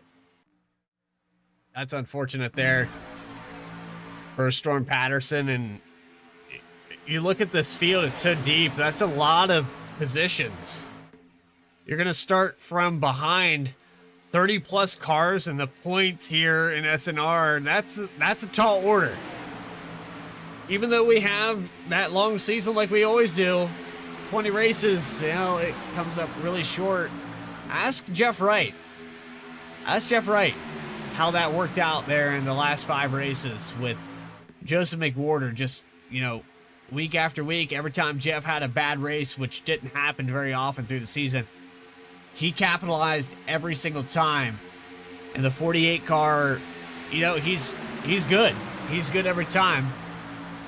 But here he sits in 8th spot with a teammate to McWhorter in front. Not a good start from McWhorter as well. He's currently running back here in the 32nd position, a lap down. But it really comes down to a little bit of luck and a lot of bit of where you end up every single race. It's hard to quantify that data until you come down to the last 5 races. Yeah, it's really going to make a difference here at the start because of how many cars we do have in this race. So it's going to be a tough start for McWhorter if he can't get that lucky dog. He is in position for it right now, but we've been clean and green ever since around lap 40 or so. So we'll have to see how much this does hurt him if we don't get another yellow, if he doesn't get another chance. But we talked about it. Whenever someone makes a mistake, you got to be able to capitalize on it if they're higher in the points. And that's what McWhorter did to win the title last season. We're a long ways away from that happening tonight, but he's just trying to hope to get out of here with some sort of a decent finish. He still has damage to repair, and he's struggling to hang on to this lead pack in 32nd position. He's battling for the lucky dog with a few drivers, Taylor Butcher Benjamin and Philip Brewer, who are also in this pack. And so we'll see if he can keep it, as we still got a long way to go before we see a battle make a difference in this lucky dog battle, but we really should be closing in on pit stops here very soon. Yes, we should. Here we go with Ray Massey. He's got a lot of his damage repaired in the 23 machine. Shout out to Clark Print Shop as well. I know we shout out to all the sponsors here at Saturday Night Racing League, but Ray Massey currently 39th position. Got a lot of ground to make up. He is... Oh, here we go with pit stops. Carwile, Hennings, Klinger are in, Kyle Peacock's in, Michael Sturgill. Someone's way too fast. That's the 07 of Nathan Ferrata. I can't imagine he made it on pit speed, but I thought he was going to clean out 1 or 2 drivers. He didn't make it on a stall. Yeah, he was definitely going a little bit fast there. Let's watch that on the replay. Way too fast. Oh, my goodness. Ah, man, if you're the 83. Yeah, that was way too close, I would say. One more time on board. See some other drivers pit this time, but it's just hit the brakes too late. That's all it came down to. And he has to split the middle. Hello. We got it. We got it. Nobody got hurt. Meanwhile, more pit stops. Mark Whitley, Joseph McWhorter, Jonathan Smith, who we haven't talked about tonight, and Christian Angel, who we also haven't talked about tonight. Only 4 drivers in. Looks like Jonathan Smith missed his stall a little bit, but he got in pretty decently. We're still waiting on a lot more drivers to come down. Still a plethora of cars down the backstretch. Big word for me to use right now. Austin Belke's going to go to the race lead. You still have 4 drivers on the outside. They need to get down. Seth Hatchell gets down. Mark McFadden, Matthew Radford are going to be hosed here. They're going to have to go at least 1 more lap before they want to pit. So Belke and Hatchell, we'll see if they pit immediately. See if anyone pits this time at all. Looks like we will. Jeff Wright's in. Bailey Turner, Banks, Hutton. Looks like Threlkeld's in as well. Bailey Turner's in, maybe hot. He gets to go down. Threlkeld is in very hot. And Ortega, Horonis, and I believe Brian Chandlis were the other drivers in. Threlkeld misses his stall, but once again, no incident. This is another one of those. We're dodging cars entering pit road. He's on the brakes too much. And On the back straightaway, Brian Hennings, Michael Sturgill, who had just pit, crashed down the back straightaway, and the caution is out. And look out, drivers coming through late. That could have been big, but huge crash. They were just coming out of the pits. So this is really interesting. oh, this is the freight train. Sturgill's around. Oh, wow. Yeah, he just got turned by Chad Klinger. Bad bump. So they were passing. I thought maybe the drivers coming out of pit road might have caused it. Well, you want to talk about anticipation? It just intensified. See right We have here, less than 30 to go. Let's see, he's on the right rear of the 3 on the right rear, and yeah, he just bumped him wrong. And that really hurts the drivers coming out of pit road right there, because they get lapped, and only one of them, I don't even know who's going to be the lead lap. That's really going to mix things up. But yeah, just a mistake from the 09, pushing not centered. Just a little bit offset. That's all it takes in this B car. It's not like the truck. It's not like the A car. Oh wow.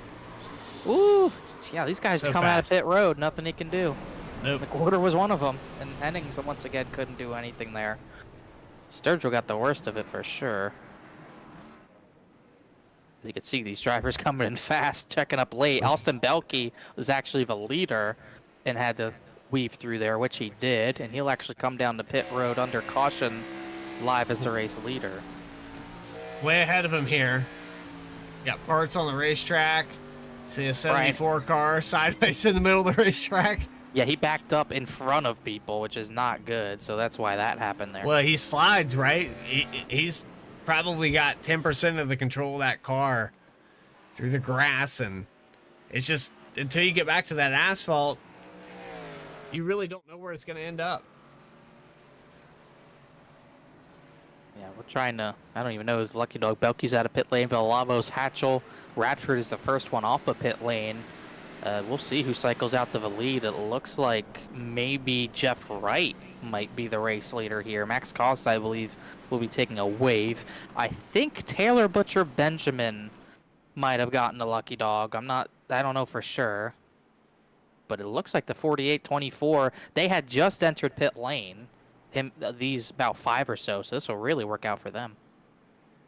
It's going to put everybody in a really weird situation here. We had about half the field down pit road for that second round of green flag pit stops, and now here we sit with Chad Klinger, Jeff Wright, Mark Whitley. We're going to sort it all out here on V-Speed, but while we try to do that, I think we pull a driver up into the broadcast booth. What do you say we pick up Logan Threlkeld? He's got a camera here tonight. Logan Threlkeld. Trying to see where he is. Where is he? There he is. He's in the V-Speed channel, of course. Let's bring him up right now. Logan Threlkeld. It's Bradley Cooper, Connor Horn in the V-Speed booth. You got a copy? I've got a copy. How about you? We very much got a copy. Buddy, the Zen 12 machine has seen some action here tonight. You've seen a little bit of everything, from getting caught up in some stuff and getting thrown back deep in the field, racing from the back of the field. You're up 23 positions, started back in 45th. You've seen all of it here tonight. Yeah, I would have to say I think I've passed the most race cars tonight between just the start of this race and how it's gone. It's weird, but I'll take it. Well, we're showing our bias here on V-Speed. You got the V-Speed t-shirt. I'd like to flex that there for just a moment. Yeah, there we go. But on the live screen, you're looking really good here for the closing laps. We've got less than 30 to go. You had a good run there in the Challenger Series with the top 3, and now looking at maybe another top 10. What's in store for us for the remainder of this race? I don't know what you're talking about with the top 10, Bradley. I'm going for number 1 here. You know, just gotta, like I said with the trucks, put the hammer down, keep the car straight, and see what happens. I've got enough fuel to make it to the end. Maybe a green, white, checkered if we get there, but we're just gonna have to push through some of these fast guys. I believe it was Joseph McWhorter that said, drag the brake and drop the hammer. That sounds like a Joseph McWhorter saying. Yeah, that's what you have to do here in the 12 car. Well, we'll give it a shot. All right, man. Well, we appreciate your time up here in the booth. You're our first interview during caution. Good luck. We'll see you maybe post-race. Thank you, sir. Fingers crossed. Logan Threlkeld, V-Speed's very own producer. He does a lot of production. He'll be up in the booth with us on Wednesday night when the Overtake iRacing League gets started back up. The Cup Series. He's also been a part of several different leagues, BTDY, good friends with Seth Hatchell. Connor, you know a lot of these guys, but hey, very new to the game. You know Seth Hatchell. You've raced with him quite a few times. A lot of these people out here on the racetrack, they're bringing their friends onto the service. Yeah, and they're really getting better the more they run. Threlkeld will probably be a bigger force later in the season as we're going green. We only have 25 laps to go, and after we cycled everything out, it's Chad Klinger, Mark Whitley. Almost like they got a free pit stop because they get to maintain the race lead, and we're back green once again. So now you have to wonder, Christian Angel, Mark Whitley, some of these cars that haven't been up towards the front very much here today, are they going to push the issue? Are they going to get a little more intense? There's a little blink there by the 48. Jeff Wright briefly disappears. Little David Blaine on the inside row.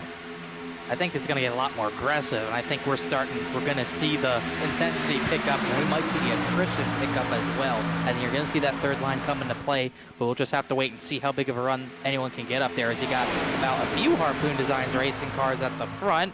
Angel, Whitley, and now Jonathan Smith up there as well. You got Wright, Bailey Turner, Eric Hutton trying to work together, and you have Joshua Banks near the front, Angelo Horonis in the battle. We haven't talked about Angelo Horonis all race. He's found himself in the top 10 as well. Horonis started back as deep as you could get in this field here tonight. Some of the cars electing not to grid. We had about 41, 42 cars elect to start this race. But based off of starting position, most positions gained. 31 spots here for Angelo Horonis into the top 10. There goes the 12 to the outside. Threlkeld tried the third position, third spot on the outside. Doesn't work out. Belke also falling out with him.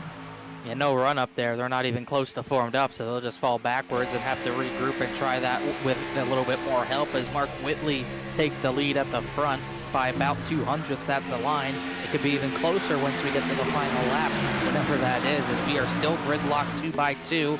Up the track goes to 72. Not able to stay on Mark Whitley's bumper. That lets Klinger get clear once again. If you're not stable in the middle line through the corners, you lose a lot of time. You have to be careful of that. You got to hold a steady wheel to succeed here in a pack.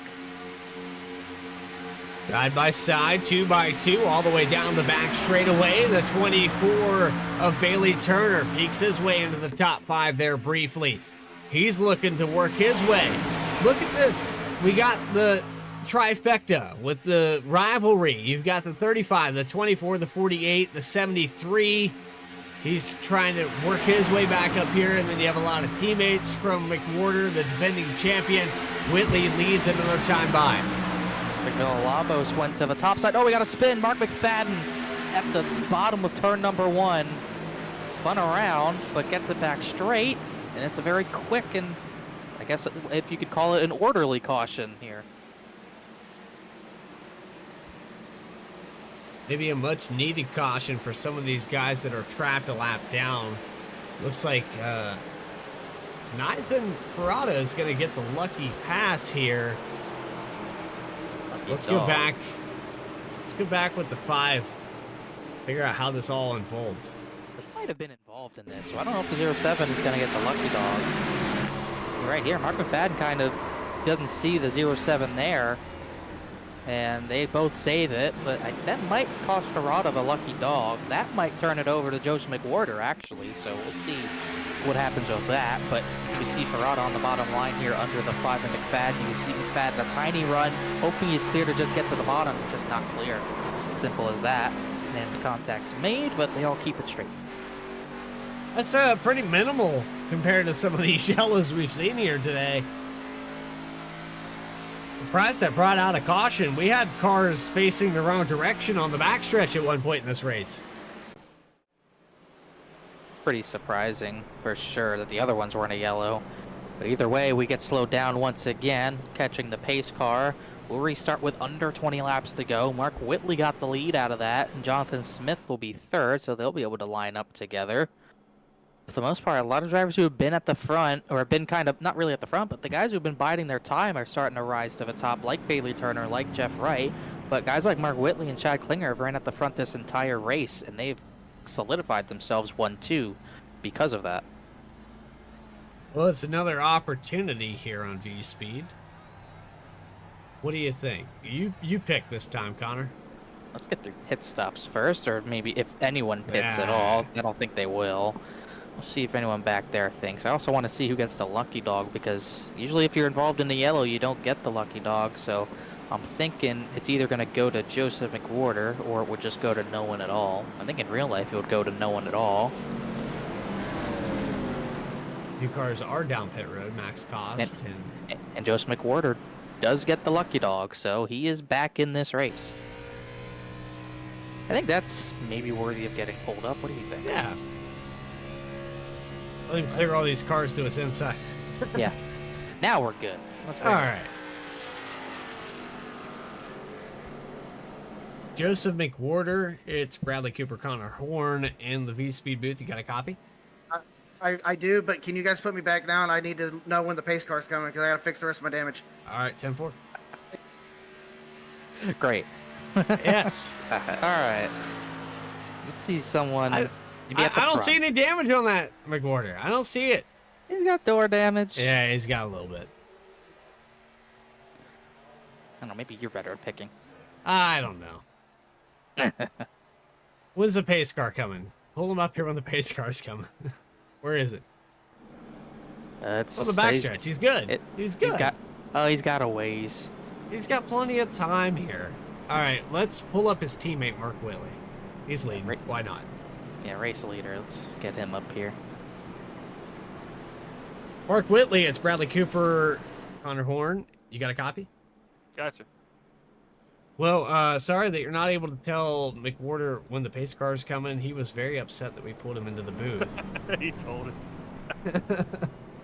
But, you know, we'll shout him right now. Pace car is out of 4, and you are the leader right now. Yeah, this has been a very high-stress environment tonight. We've been here up toward the front, thankfully, and been able to avoid that wreck that happened right behind us when we were coming out of the pits, so that was a little lucky there. And I feel pretty good. We got 2 other teammates up here helping us control the lines, so I think we got a good chance at it right now as long as we can keep all 3 of us up here and out of trouble. Well, less than 20 to go. We're going to take the kind of that weird, and it's that weird transition in the race where everybody gets a little crazy. We ran a lot of laps under green. Maybe some laps that we shouldn't have ran under green, but we kept it going. Now we're double back up. You got Klinger to your outside. You've got a teammate behind you. What are we going to do here for the next 16, 17 laps? Well, hopefully my teammate behind me can give me some good pushes. My teammate up there on the second lane behind Klinger can give him just enough to stay with us, but not enough to get around us. And we keep it like that for another 18 laps, and then, you know, hopefully control the race to the end. But, you know, plans don't always happen that way, but we're going to hopefully execute that way. Anything to add to that, Connor? Sorry, I was listening to. I'm hearing Joseph McWhorter tell his story about us pulling him in. Oh, he's still not happy. All right, well, Mark, go apologize for us. You know, we'd like to pull guys up here in the booth, but good luck out there. Maybe we'll get to talk to you after this thing concludes. That's what I'm hoping for. Thanks, guys. 77 and Mark Whitley going to restart on the front row. He will be the control car for this 4th time today. 30 lead changes, Connor. Still have 37 cars on the racetrack. That's Saturday night racing. And 29 on the lead lap, so we'll just have to wait and see what can happen. And we'll see if Whitley and teammates Jonathan Smith and Christian Angel's there too. We'll see if they can maintain this lead like they did in the Cup race last season. Green flag back out. Whitley into turn 1. There's that long stretch. The back stretch pretty much at any mile-and-a-half racetrack. That's the entirety of this tri-oval here at Daytona. Teammates getting going. Jeff Wright on the outside. 48 moves up to the third lane. Here we go. And you can see immediately, I think they were probably watching the broadcast, and they know Christian Angel is going to be a part of that plan. Jeff Wright immediately getting Christian Angel out of line, and now it's going to cost Angelo Heronis a lot of positioning as well. And now Bailey Turner's going to go for the race lead at the same time. So Bailey Turner moves up to the outside. He's going to try the middle line. Third lane still falling back. Angelo Heronis. Remember, he's had a lot of success here. Has some wins in the Saturday Night Racing League. But to the point, Turner, Klinger on the outside of Whitley. And it's only those two at the bottom, so they're going to get really not much help here as that middle line's much more formed up. I'd not be surprised to see him get a big run down the back straightaway. Jeff Wright went to the third lane. Joshua Banks pushed by Casey Lakatos to the front of the field. Jeff Wright still waiting on a push here. Ooh, Klinger got out of line. Joshua Banks got sideways, really checked up the 50 in the whole middle line. Bailey Turner was kind of hesitant on clearing the 0-9, and it stacked things up, but they got away with it. And it lets Mark Whitley have another chance to keep the lead. Still a lot of racing left to do. 16 laps to go as they cross the line. Turner takes back the point. Step to the outside for the 35 of Banks. So you got three teams working together here, really. You got Chad Klinger and Bailey Turner who are going to work together. Whitley and Jonathan Smith on the bottom. Now Joshua Banks, Case Lakatos, and Jeremy Miller all the way up back to the front. Where did he come from? That's a lot of work there for just a couple moves down to the bottom. Now 24 is clear. He could get in front of a 77, chooses not to, so he's going to shove the 35 of Banks for as long as he can. Now Case Lakatos leads the high line. Banks back to the bottom, so he does get all the way to the bottom and gets the push from Mark Whitley. 15 laps to go, and now this is a 3x3 we're waiting on seeing. All three lanes clogged, and if you're not at the front now, you have no chance basically as Joshua Banks trying to control all three lanes, but here comes Whitley. Not going to work out there for the 35. Whitley's going to spring ahead on the bottom with the teammate just behind him. Harpoon Designs prevails against the Matco 35.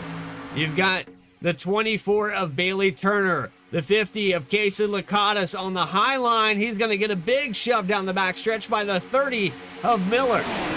And the 35 of Banks looked sideways all the way through the back straightaway, but he kept it straight. He could have cleared the 77 of Whitley on the bottom, chose not to, chose to keep the push from Bailey Turner, trying to keep him boxed in so he can't make a move on the 35. As Lakatos tries to get more of a push from Miller, but did not get good forward momentum through the tri-oval into the corner.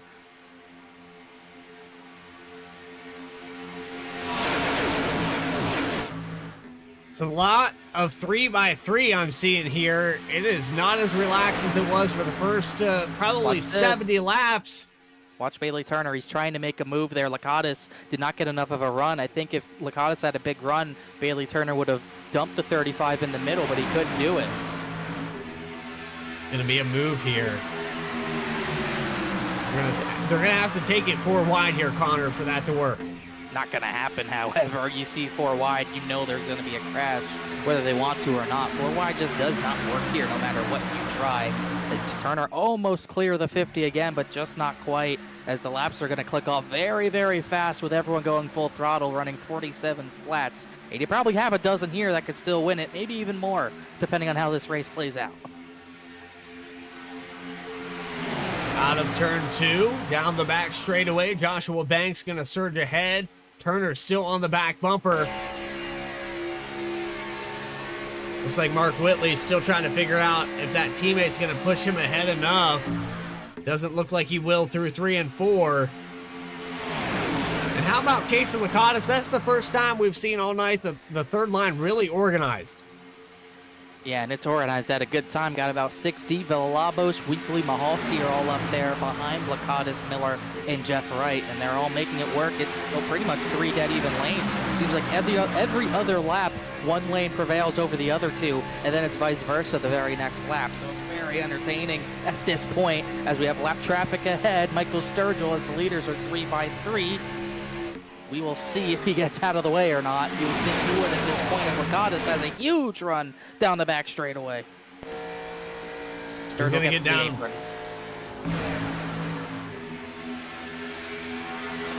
Well-timed move there from the 3 of Sturgill. Sportsman-like to get out of the way. Doesn't interfere with this run. Oh, contact! Turner's around. Big one. Lakatos, Threlkeld, Turner, the 70s in it, Horonis, Christian Angel. Cost. Max Cost.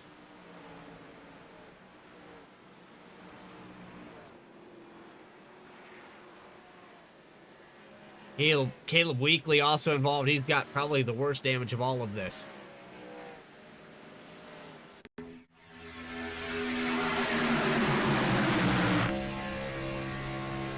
On board with Weekly.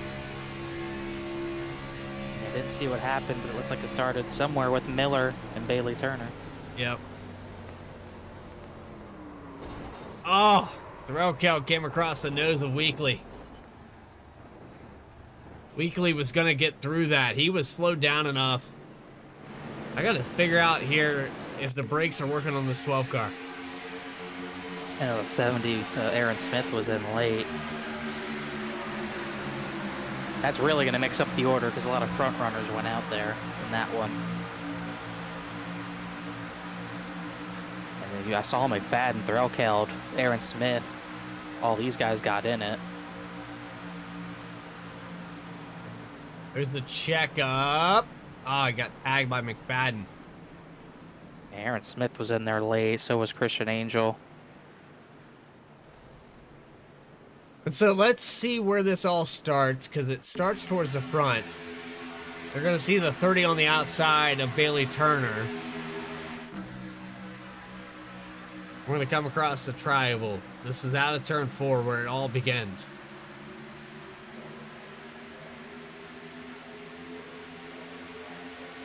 Right here, Miller, let's see, looks like he and Jeff Wright had contact, and then that put Miller into Chad Klinger.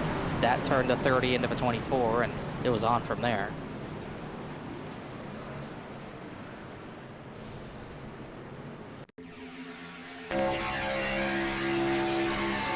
Right there, right there. Yeah. That's what sets it off. Just a little stack up behind the 50. Where Miller maybe wasn't square, and then Jeff Wright wasn't square, and that's all it really takes. Jeff Wright almost hits the pace car here. Might as well have. Saw Bailey Turner swerving Jeremy Miller under caution. Guess he thought that was on the 30. For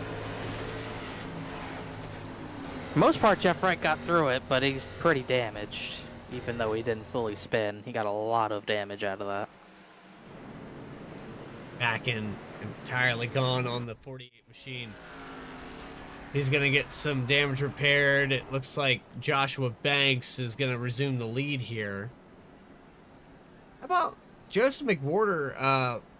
He's down on pit road right now getting more damage repaired. Mark Whitley. There's a lot of Harpoon design cars up towards this front end of the field. Oddly enough, I'm trying to see where Joseph McWhorter scored, because my scoring puts him as the leader, which doesn't seem right. I think it's going to be Joshua Banks who cycles out to the front. As these drivers, very few got through that one in the middle of a tri-oval. Banks, Whitley, Smith, Radford are in there, and Chad Klinger looks like he got away with it, even though he's right in the middle of it. I don't know if who else got through it, really. It's a very shallow field doubling up here, at least it seems. It Yeah, started there's out with 40 plus cars. It's dwindled down to about 28, 29 on the lead lap. 24 actually.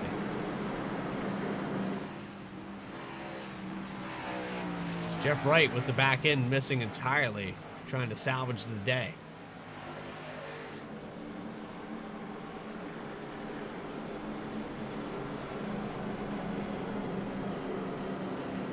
There's a lot less cars, but it seems like the guys who are at the front, some of them avoided. Banks is going to lead. Whitley and Jonathan Smith got through. Radford and Klinger, top 5. Then Hutton, Reggie Ortega, Villalobos, who has damage, stayed out. Derek Garrison's up into 9th. And Brian Chambliss has found his way up to 10th. Those are 2 drivers on row 5 that were involved in incidents on pit road in the first cycle.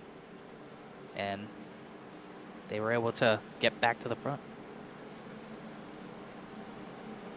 Have about 7 laps to go when they take the green flag. 8 if you want to count that white flag. But Connor, I don't know if we're going to make it to that. Things have gotten crazy here in the second half of this race.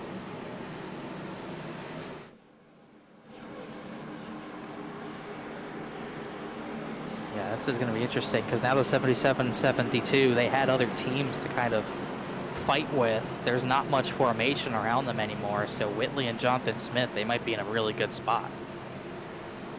There's a lot of asterisks back here with the 88 of Eric Hutton. Remember, he knows how to get around this place. Chad Klinger in the 09 in the top 5. A lot of people working against the 77 and the 72, but green flag is out. We're back underway. Can we conclude this race with Banks into turn 1? He gets a big jump, but that's not going to be good. Yeah, Two teammates find him. Jonathan Smith isn't clear of Whitley, so he'll just get the push from the 72. But when Jonathan Smith gets clear, if he gets clear, he come up in front of Whitley, but he's not going to. They're going to stay side by side and watch the run Matthew Radford has. He'll get to the back bumper of Mark Whitley and push him down the back straightaway. Teammates down the backstretch, competing back and forth. Here comes the 97. Can Radford get back-to-back wins here in Saturday night racing at Daytona? Is it going to be one of the Harpoon cars? Is it going to be the main sponsor? Doing it by himself. No help here. Moves up to the outside. Trying to block Mark Whitley, but Whitley was having none of it. Banks realized that, had to get back to the bottom in front of Jonathan Smith. So you can see that top line not really staying in the middle, a little bit disorderly because of that swerve block thrown by the 35 of Banks.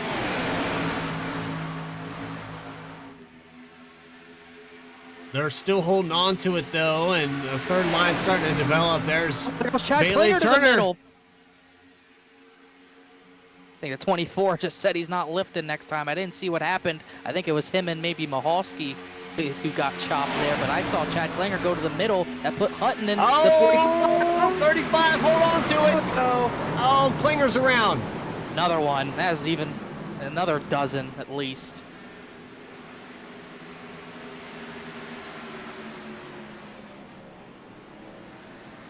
Touch on the apron there from Banksy.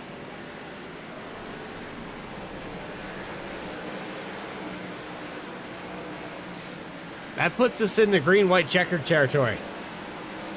Yeah, it very well might. That was interesting. That's just a touch on the apron there. You got Yeah, forced down there by the 97. Yeah, that's going to be interesting how that's ruled. Can't force someone below the yellow line. And it looked like he thought he was clear of the 90. He was clear of the 35, or at least he thought so. Came down. Banks was there. Banks really is trying to avoid a crash by going to the below a double yellow. But it puts him on the apron, stacks everyone up, and it's on from there. It's actually Ortega who gets turned by Jonathan Smith because of the checkup, and it took out at least another 15 cars.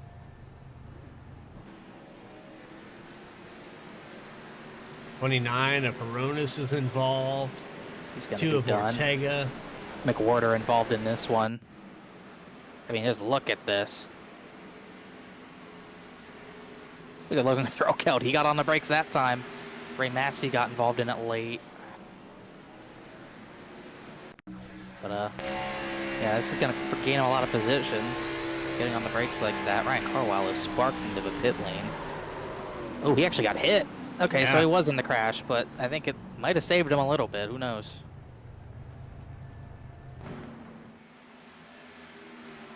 That's one of those oh no moments. Catch fence coming into play. Nobody's used it yet. We're starting to approach that moment where somebody might use it. Look at if you could look live, it is a very lonely time on the track. Look at how many drivers are on pit road with damage. The only drivers staying out, Whitley, Radford, Banks, Hutton, and Turner. Those are the top 5. Then Brian Chambliss in 6th with damage. 7th place, Clark Ganekin, who we haven't talked about all night. He's up in the 7th. Logan Threlkeld has some left front damage. He's up in the 8th. 9th place, or actually no, Anathian Farada, he's still a lap down, and he was in the incident, so he doesn't get the lucky dog. And then Bobby Patrica and Brian Hennings, who are laps down. So you only had 8 lead lap cars stay out there. Everyone else had damage to repair. And there's still a lot of cars trying to salvage this race. Talking about 20 plus. Well, that's usually how it goes here, Connor. We got a lot of racing left to do this season, but you want the first impressions last. And when you're trying to build a dynasty or build a season and put it all together, it's these Daytona, Talladega, these super speedway tracks that kind of throw a wrench into things. You're trying to do the best you can with what you got. And there's going to be a lot of drivers who are going to have to do more with less, because there are a number of damaged cars. Eddie Trejo he might be 9th, and he has no front end. And very destroyed. Taylor Butcher Benjamin's pretty destroyed. Derek Garrison, I mean, that one might have been bigger than the one on the front stretch. That took out everyone besides the top 8 or so. Really, the top 5 might have been the only ones to get through that one. As this is not actually going to be green-white checkered. This is going to be a 3-lap shootout as it stands.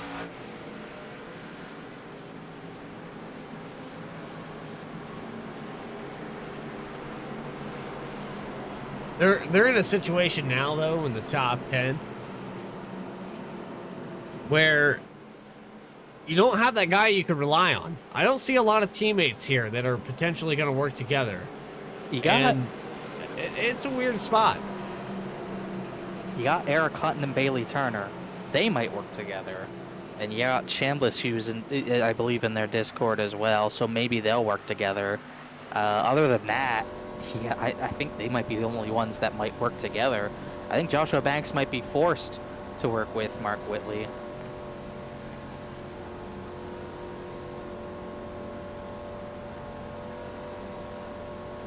So you're saying the 88 car's going to the lead? I think they got to get formed together is the issue. They're going to restart 4th and 5th and on the same line, and I don't know how well Chambliss is going to be able to push because he has some decent left front damage from that crash. And they got to get formed up pretty quickly with only 3 laps.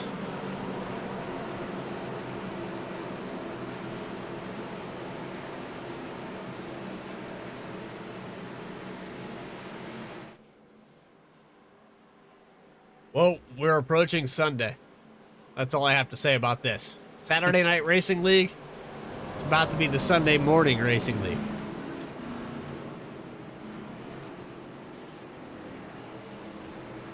Really a question of who's going to bed happy here. Well, we're going to find out with Mark Whitley, Matthew Radford, Joshua Banks, Eric Hutton. Green flag's out. 3 laps to go when they cross the line.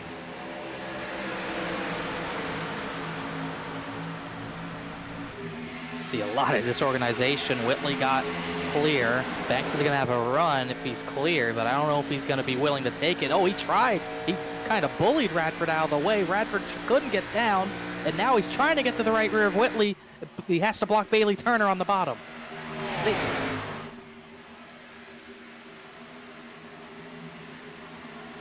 Look at this mess down the back straightaway. They are full. Oh, my goodness. 4 wide trying to get by damaged cars and everything as Radford, it's really like a 5-car breakaway, 6-car breakaway at the front. Crashing. Big crash. And it's that'll take us to green, white, checkered, won't it? That will do it. 07 and Nathan Ferrata was the car that I saw spun.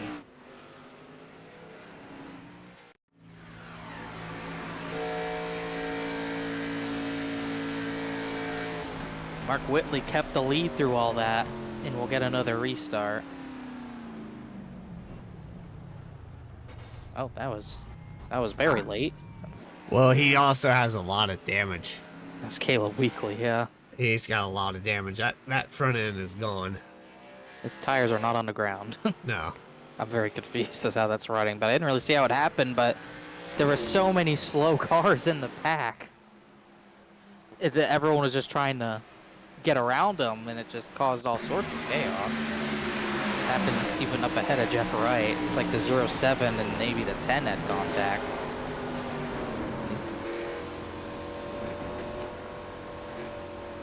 All right, we're going to go back one more time here with the 07.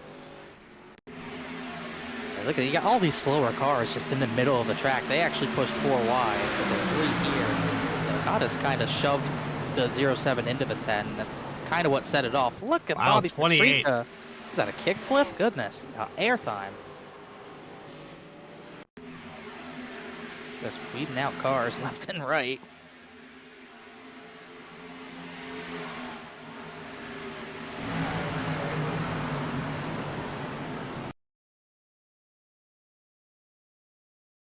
I think we go on the gearbox camera.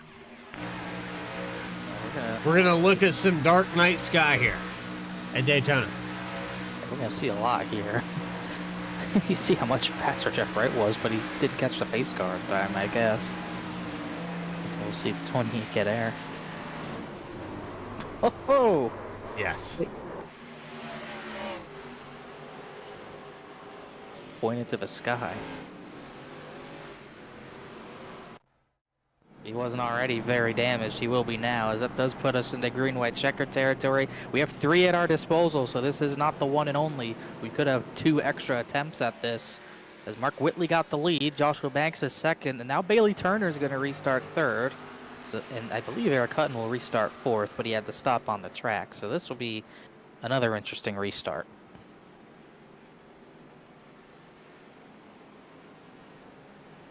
So we're going into overtime here.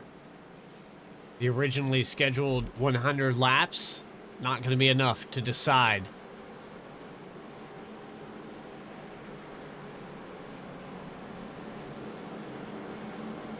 Race analysis coming up on your screen here.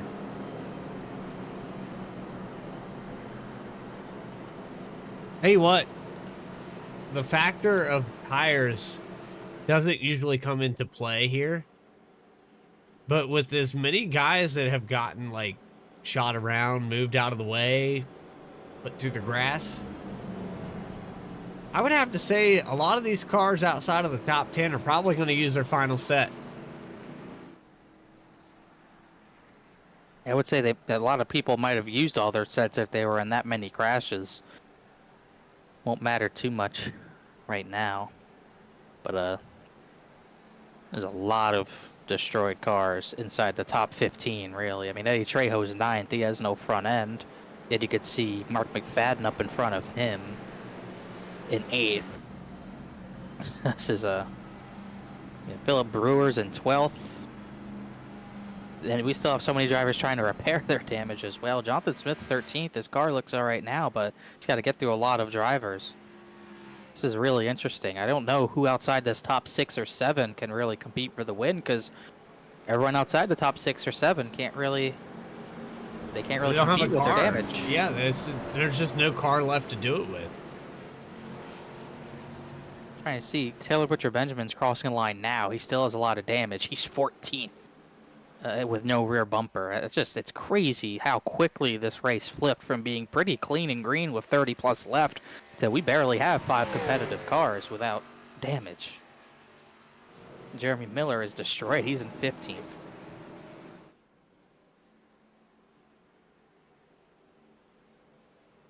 Well, that's Daytona. That's what it produces. Race was really clean for the first half. If you're just tuning in, Saturday Night Racing Leagues Season 3 has started here for the Cup Series. The B car has been, well, it's been a challenge in the second half of this race. A lot going on. We still have 8-9 cars that could potentially win this race, though. 3 laps to go. First green, white checkered attempt as they come out of turn 4. It's going to be very interesting what happens with the 77 and 24. If Turner gets clear, he could come up in front of Banks, but they almost made contact at it too. I don't know how well those two work together. I'd watch for Bailey Turner to get with Hutton if he can. I've seen you up there in the chat, Benjamin Richards. Let's get ready to go green for the 7th time. Whitley into turn 1. A lot of teammates behind him. And no help for Joshua Banks on the top side. He'll have to get help from Hutton late, but this should let Bailey Turner have a run at Mark Whitley. 2 to go now. Out of 1 and 2. Sizing up the run. The top 8. A lot of damaged cars back there. Big block. Banks is going to bump the 24 of Turner, and there's almost no help on the bottom. Just Radford for Mark Whitley, and they're going to go side by side. It's really another 6-car breakaway.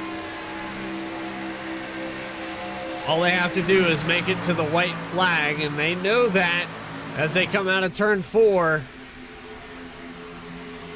Final time around Daytona. Season 3. Race 1. Bailey Turner, Mark Whitley on the front. The 35, I'm sure, would wish anybody else was in front of him to push to a win. But there's no choice. There's not enough cars for a third lane. He's just got to shove Bailey Turner and hope something happens. They're going to have a big run out of turn number 2. And if he could get clear along with Bailey, he'd have a chance. But it's only the 24 who's going to get clear. He could get down in front of Whitley and have a good chance at this. Here comes his chance now to get clear into 3 and 4. Stuck on the outside. 77 gives a shove to the 24, working the wheel. And out of turn 4 for the final time. Big block just as they go into the tri-oval. Got it. Bailey Turner is victorious and totaled. As they come out of the tri-oval, Bailey Turner is going to win Season 3, Race 1 at Daytona. What a finish. Timed it perfectly. Got the run down the back, got to the bottom when he needed to, and did just enough blocking to get the victory.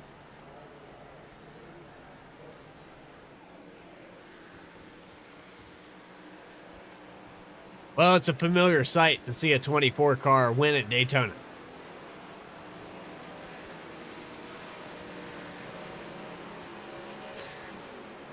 Just about had to sneeze there. Let's go back on the replay. Yep, it got me. It got me. Perfect run. Whitley just didn't have enough of a run through the corner. He tried to get to the outside there, then gets a run here, but Bailey blocked him just enough to where he could get to the line first. And Whitley kind of took him out after the line.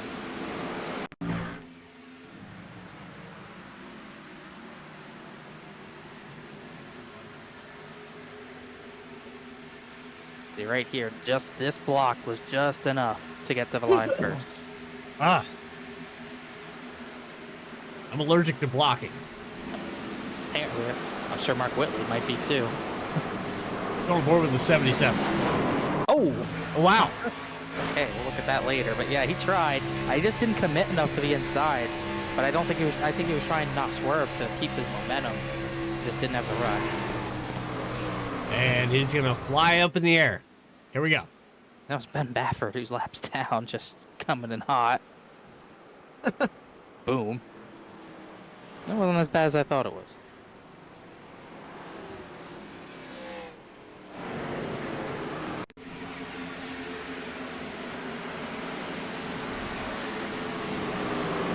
The frustrations of defeat maybe getting with there. And bam.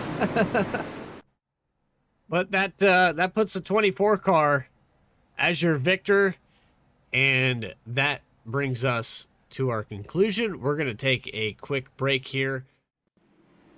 I think we had a burnout here with the 24. Yeah, we did. He's going to act like he's been here before. Nope, he's going to burn it down right here on the Daytona grass. Even with all that damage. Post-race interviews with your top three. We have your final finishing order, post-race results right after this. You're watching the Saturday Night Racing League live on V-Speed. Racing enthusiasts, are you ready to take your sim racing experience to the next level? Look no further because 29 Graphics has got you covered. Introducing 29 Graphics, the premier provider of high-quality sim racing wraps. Whether you're a professional racer or weekend warrior, our custom design wraps will make your car stand out from the competition. 29 Graphics is now the official graphics design partner of Saturday Night Racing League. It's a big diamond water might just try to run him out of room here. Oh, he put him in the wall. They're going to crash. They both crash. Contact 29 Graphics on their Discord or the link in the video description.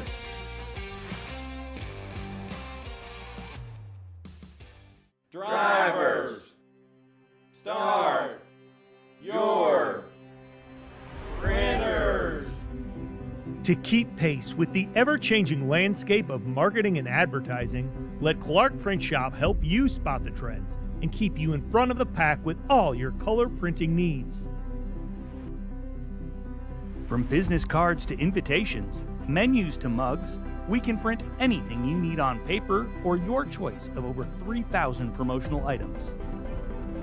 Visit www.clarkprintshop.com to browse our online catalog and place your order today, or call us at 276-889-3426. For a limited time, use the code iRacing for 23% off your first purchase. The staff at Clark Print Shop looks forward to handling all your color printing needs. In the heartland of our country, something magical is happening. At Walkin' and Rollin' Costumes, we know the power of community, of hands coming together to create wonders. These costumes are symbols of love, compassion, and inclusion. Your hands can craft dreams. Join us at Walkin' and Rollin' Costumes build events and be a part of something extraordinary. What is up, everyone? I am Joshua Banks, driver of the number 35 Matco Tool Supra. Comes back. He's going to send it to the inside. They're 3 wide for the race lead. They're going to Joshua Banks is going to win it. Unbelievable.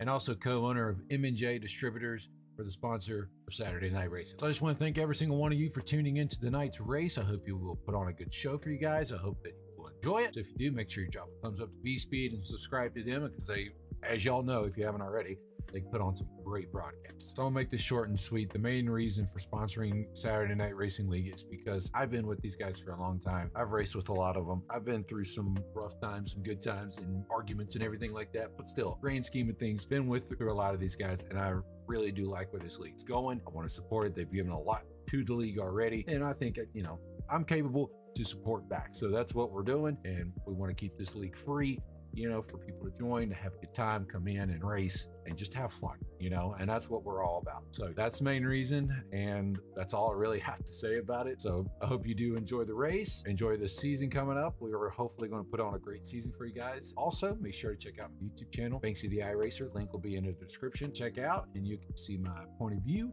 see what's happening on my end. If you want to watch it, it's completely fine. If not, no big deal. So come on over, hang out after the broadcast of this race, and hopefully we'll see you over there. If not, enjoy it, and I'll see you guys on track. Lap traffic out of the way. It's between these two. They're even. Back here live from Daytona. The Saturday Night Racing League has concluded race number 1. It went into overtime for 103 laps. Final results up on your screen with 39 lead changes and 6 cautions, the vast majority of those coming in the second half of the race. Bailey Turner from 15th position is going to be victorious, with Mark Whitley and Joshua Banks the top 3. Matthew Rafford almost goes back-to-back, but he gets a top 5 finish in 4th. Eric Hutton in 5th position. Clark Ganeckin. There wasn't very many cars left that didn't have damage. At the tail end of this is Christian Angel. Jonathan Smith had damage. Philip Brewer and Logan Threlkeld is going to round out your top 10. Yeah, it was really a 6-car breakaway at the end. And you could see the interval, 3 seconds to 11th place. And that was Max Costa we saw in the very first incident of the race that didn't bring out a yellow. He gets 11th out of it. I think he'll take that. Mark McFadden had damage early. He got 12th. Jeff Wright was totaled, but he got a 13th place finish. Same for Jeremy Miller in 14th. Taylor Butcher Benjamin was fast, but in a lot of instances tonight, finishing 15th. Then Trejo 16th, Chambliss 17th, Noah Mahalski 18th. Michael Sturgill, who we saw crash down the back straightaway, I think that brought out the second yellow of the race. He finished the first car lap down, and he only went a lap down, finishing 19th. Case Lakatos got 20th. Derek Garrison's going to finish in 21st spot with Ryan Carwile in 22nd.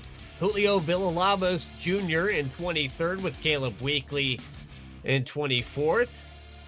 25th spot goes to Anayathan Ferrara. Am I pronouncing that right? My best guess is Anathian Ferrara. Anathian. Angela Heronis is going to finish in 27th with Brian Hennings just behind him, and 26th rather, and 27th is going to be Ryan Hennings. My timing and scoring being really awesome here. Chad Klinger is going to round out, actually it's going to be Reggie Ortega and Just McWhorter rounding out the top 30.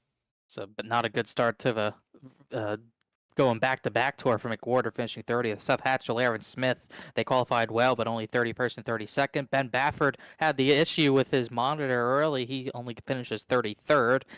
Brandon Wallace, 34th position. Austin Belkey, who we saw near the front late in the race, only finishes 35th. And then Bobby Patrica, Bray Massey, Kyle Peacock, Storm Patterson, and Eric Garrison just inside the top 40, finishing well off the order and out of this race. And a few of these cars did not elect to grid. We still have names that we're going to throw out there. AJ Stravato, one of the first cars to be out of this race. Fetter Place is also electing not to grid. You have Trass. There's so many names that saw this field and probably thought, oh, there's no way this thing's going green. Well, it did for a lot of laps. We got all the way through. We're going to go all the way back to 50th place with Jeremy Reed and Ethan Collier on that 51st position. Jeff Allen, Muncie. There's so many names that did not take the grid here. You see them 106 laps down. Spinelli at the very end of this. I think some of these guys might have wished, if they're going to race in the Cup Series, they might have wished they were a part of this. We might have had more than just 7 or 8 cars in contention for this win. At the same time, it might not have been as clean a green. We got 2 rounds of green flag pit stops. We had all kinds of different things happened through this race. Ultimately, it came down to what I would chalk up as a success. Even though you maybe saw one of your favorites out there in the chat that got caught up in a caution, this race really did put into perspective how great Saturday Night Racing puts on the show. It was a pretty good show. We had some crazy action late in the race, but all in all, got a pretty classic Daytona finish out of it. Bailey Turner just did just enough to get to the line. All right, so here we go with our top 3 finishers. We've got Joshua Banks down on pit road. He is caught up with Connor Horn. Let's get him out on the booth here. I do have Joshua Banks. Joshua, season 1, it was 3/1000ths of a second separating you from victory. Season 2, a little bit of different story, but tonight it was just kind of wrong place, wrong time. You didn't really have the chance to compete for the win at the end, but all you could do was push the 24 down the back straightaway. How mixed were your feelings having to shove Bailey clear of Mark Whitley and a few others? I mean, I was just telling Bailey that a little bit ago. Like, man, of all the races we've been and we're fussing at each other, here we are working together, and I'm pushing him to the win of all people. So it was fine. I mean, I knew he could hold a line, and I'm thinking big picture too. So I'm like, wanting to get a good finish for the rest of the season. Start out strong with a good top 3, and if I tried to make a move on him, it's not going to do any good. So just pushing is the best thing to do. And if it blew up, it blew up. And if I got to run to get around him some other point, great. But like I said, it was cool to be able to be up here in the front and compete. But you know, it sucks that I wasn't the leader like Bailey was. So here we are. You are indeed, but either way, compared to a lot of others who had damage, a third place is pretty good considering how total the rest of the field was, because you had a 6-car breakaway there. So at least congratulations on a pretty solid run, Joshua. Anyone you want to shout out? Anyone you want to thank? Anyone like that? I mean, shout out to you guys in the booth, doing a great job with the broadcasting as always, and then shout out to the admins of the league for doing good and always an awesome job with this league. They've been working on it very, very hard, and you can see that with the numbers of people showing up, even with the 2 series we've got now. So it's awesome to see. So shout out to them guys. Shout out to our sponsors, Clark Print Shop, M&J Distributors, which is me, 29 Graphics. I feel like I'm forgetting one. Walking and rolling. Walker, yeah, them too. I can't remember them all. This is off the top of my head, non-scripted, so I'm doing pretty good to get 3 out of 4. So thanks everybody for hopping on board and sponsors and everything for the league and doing what y'all do. And then shout out to the YouTube channel. Y'all got to see the perspective from my end. If you want to come check that out, it's on YouTube. You can check it out and see how crazy it was behind the wheel of that ending throughout the entire race, because it was fun. Definitely fun to race. Joshua Banks, P3 finish after leading 7 laps. Oh, so close at Daytona once again, but a solid finish. Thanks for talking to us, Joshua. All right, buddy. Appreciate it. Yes, sir. Brings us to our second place finisher, Mark Whitley, in the number 77. You can see him here on your screen, but just shy of it here. He ran out of teammates here, Mark. You got a copy? Gotcha. All right, Mark, you had your teammate back there in the 72. Jonathan Smith, on the restart that we talked to you, it looked like you guys were going to be able to work together, but then the situation changed. You guys got shuffled around and you weren't able to get connected again.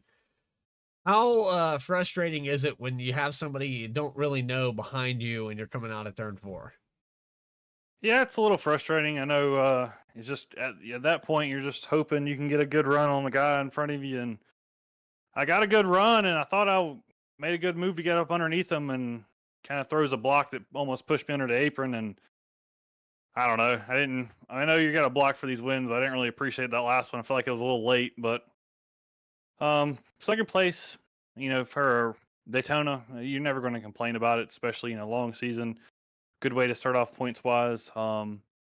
Just man, you're so close to the win. We felt like I was in control there at the end of the race, and just had too much working against us at the end, and had one last chance. And then, like I said, to me at least in the moment, it felt like it was a late block, and he was able to hold off and get to the line first. So can't say too much more about that, but. Whole race, it kind of got a little crazy at the end with all the cautions, but I think everybody knew it was go time, and just one of those things that sometimes you're on the good end of these super speedway races, and sometimes you're on the bad end. Just really comes down to how Lady Luck feels like treating you that night. Well, I would say you're on the good end of the stick, and Mark Whitley, you are one of the out of the 3 Harpoon design cars, you get a top 3 finish. I think you did pretty well. Yeah, like I said, I'm never going to complain per se about a second place finish at one of these plate tracks, because especially lately, I feel like I've had pretty bad luck. So it's a good way to turn it around here at a second place finish. Well, while we have you up here in the booth for second place, great start to the season. Anybody you'd like to shout out before we let you go? A huge shout out to Brantley over at Harpoon Design. He makes all our paint schemes, these awesome pieces of art. Mine he's done a couple weeks ago, and I really love it. The one John had, he just finished that today, and that thing looks badass. And he's just up there spotting for like 4 of us at once. So he's working overtime on these plate tracks, but he loves it. I think plate tracks are his favorite. So huge shout out to him, and huge shout out to my teammates. John, he was doing good there and got wrecked. Joe, same thing. He was doing all right and got in a wreck. I think Christian, same. So we were all doing really good and got in a wreck, and then I somehow managed to be the only one I think that didn't get in a wreck. So hopefully whenever our next race is, and I think we got next week off. So yes, come out there, maybe we can have a better finish. As a team totality. Yeah, I can't even say what I'm trying to say. Totality. Yeah, you got it out. Yeah.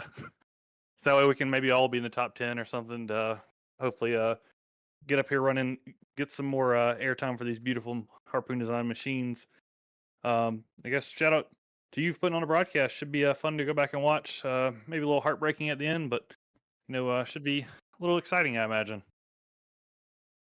Outside of that, Mark, we thank you for your time coming up here in the booth and talking with us. And we look forward to 2 weeks from now when Saturday Night Racing puts the Cup Series for week number 2.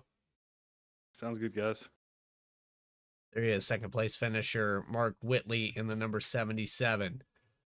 Finally, that brings us to Bailey Turner. And Connor, you might have some questions. I have a few. I got to ask right now. As far as it goes with the 24 car, Connor, we were both kind of thinking the same thing. You already kind of briefed on it there with Banks. But when we go to Victory Lane, we got to ask him, how does it feel to get pushed by that guy that you don't always get along with? Yeah, we're going to have to bring him in here. Let's get him in here. I know you're down there with him, so let's get that question asked. Bailey Turner, you won Daytona. You finally put the 24 car up on the point here at SNR. But I got to ask you, did you believe, if I would have told you last season or, any time after BTDY or any number of races that the 35 car was going to be the deciding factor on that outside line, that you were going to win this race, would you have believed me? 6 months ago, probably not. But yeah, no, huge shout out to Banks. I feel like we have these periods where we do really good. We're like, even buddy, that kind of stuff. And then other times we're just always racing around each other and, stuff happens. So, no, but huge shout out to him and all the pushes there at the end. I mean, heck, you could ask me 20 minutes before that finish if I thought I was even going to finish in the top 10 after being involved in the big one. Not once, not even, I think twice. And also getting wrecked on pit road. So, yeah, all in all, huge up and down race. But, yeah, you're just patiently aggressive, trying to pick and choose your battles and your spots where, you need to position yourself. And, yeah, luckily came away with that one. Well, the Celsius machine looking really sharp out there. You got a lot going on for you, and this is going to be a full-time ride. Am I correct? That's the hope. Saturday nights, it's always tough, life, work, that kind of stuff. Girlfriend putting up with me racing on a Saturday night. But, yeah, hopefully we'll out here full time. And last season I gave up my playoff spot just because I felt like, I wasn't going to I knew I was going to miss a race or two in the playoffs. And, looking at the rundown, I probably still could have finished, third in points. So, yeah, this season, hopefully be out here full time and, give these guys a run for the money. Well, now you're on the top of the points for week number 1. A lot of racing left to be done. But for season number 3, Bailey Turner, who do you have to thank? Yeah, of course, all the teammates back over there at Hutton Motorsports. Good working with them. Really wish, all of us there could have made it to the finish just with all the wrecks and craziness throughout, Daytona, especially week 1 of a league. Guys aren't too familiar with each other yet and who can handle the pushes and who's smart and who's not so smart and, all that kind of stuff. But yeah, thanks to you guys, of course, the broadcast. I think it was M&J Distributors, if I remember right. All the other league sponsors that helped kind of put this on, V-Speed, Connor Horn, my team owner in one of my other leagues. I know he wants me to be doing a little better on Monday night, but at least we came out here and put on a good showing on Saturday. So appreciate all you guys, the admins, for all the work they do, kind of, building this league back up to, 50-something drivers showing up week 1. That's pretty amazing, especially on, like you said, like a weekend. So yeah, just huge thanks to all you guys, teammates, Joshua Banks, and Whitley for not wrecking me there at the end. And I'm going to double down. I did not realize Connor Horn was so involved, but, he does a great job here on V-Speed. So I can believe it. I can believe that he is involved with other things. And he knows you guys better than I do as far as the ins and outs and how you guys practice and kind of prepare for these races. It's kind of exciting to see it all come to fruition. Get your first victory here at Daytona. Congratulations. And 2 weeks from now, we'll see you at Dover. Appreciate it. Thank you. Bailey Turner victorious here at Daytona. And that brings us to the conclusion of this race. We hope you enjoyed tonight's broadcast. We went into a little bit of overtime. We stretched her out to 2 hours, almost 2.5. Connor, final thoughts before we let him go. That's about as wild as we expected it to be. We thought it was going to be calm, and for about 60 laps, it was relatively calm. Around 25-30 to go, the brakes fell off, and you-know-what broke loose, and we had barely anyone left near the end of a race. That's kind of what happens at Daytona. It's those early season jitters that we thought we got away with at Atlanta or got rid of at Atlanta, but in the last 20-30 laps, we knew that wasn't the case, and we had a crazy night. But really, the guys we expect to be at the front got up to the front, so congrats to Bailey. He drove a perfect final lap there to get the victory off of the corner. And we're not nearly done yet. We are done for this week, and we might not be doing anything next week, but Dover Delaware will be a very solid event. We saw a crazy race there last season that, if I remember correctly, Alec Martinez went to the victory lane. At least I think he might have. And it always puts on a show with the Xfinity Series cars, so that should be a pretty interesting event once we get there. As Bailey Turner will roll in there, the points leader. Tune in 2 weeks from today. Saturday Night Racing League Cup Series Season number 3 will be at the Monster Mile here on V-Speed. For everybody here at V-Speed, Adam Baker for all he does, putting up with me, putting up with Connor, putting up with everybody. We're back and forth. We're going to be 7 days a week, Days In and with Y here very, very soon. For our other producers, Morgan Cook, Eddie Smith, Logan Threlkeld, Christian Hill, this is Bradley Cooper, and on behalf of Connor Horn telling you so long from Daytona. We'll see you 2 weeks at Dover.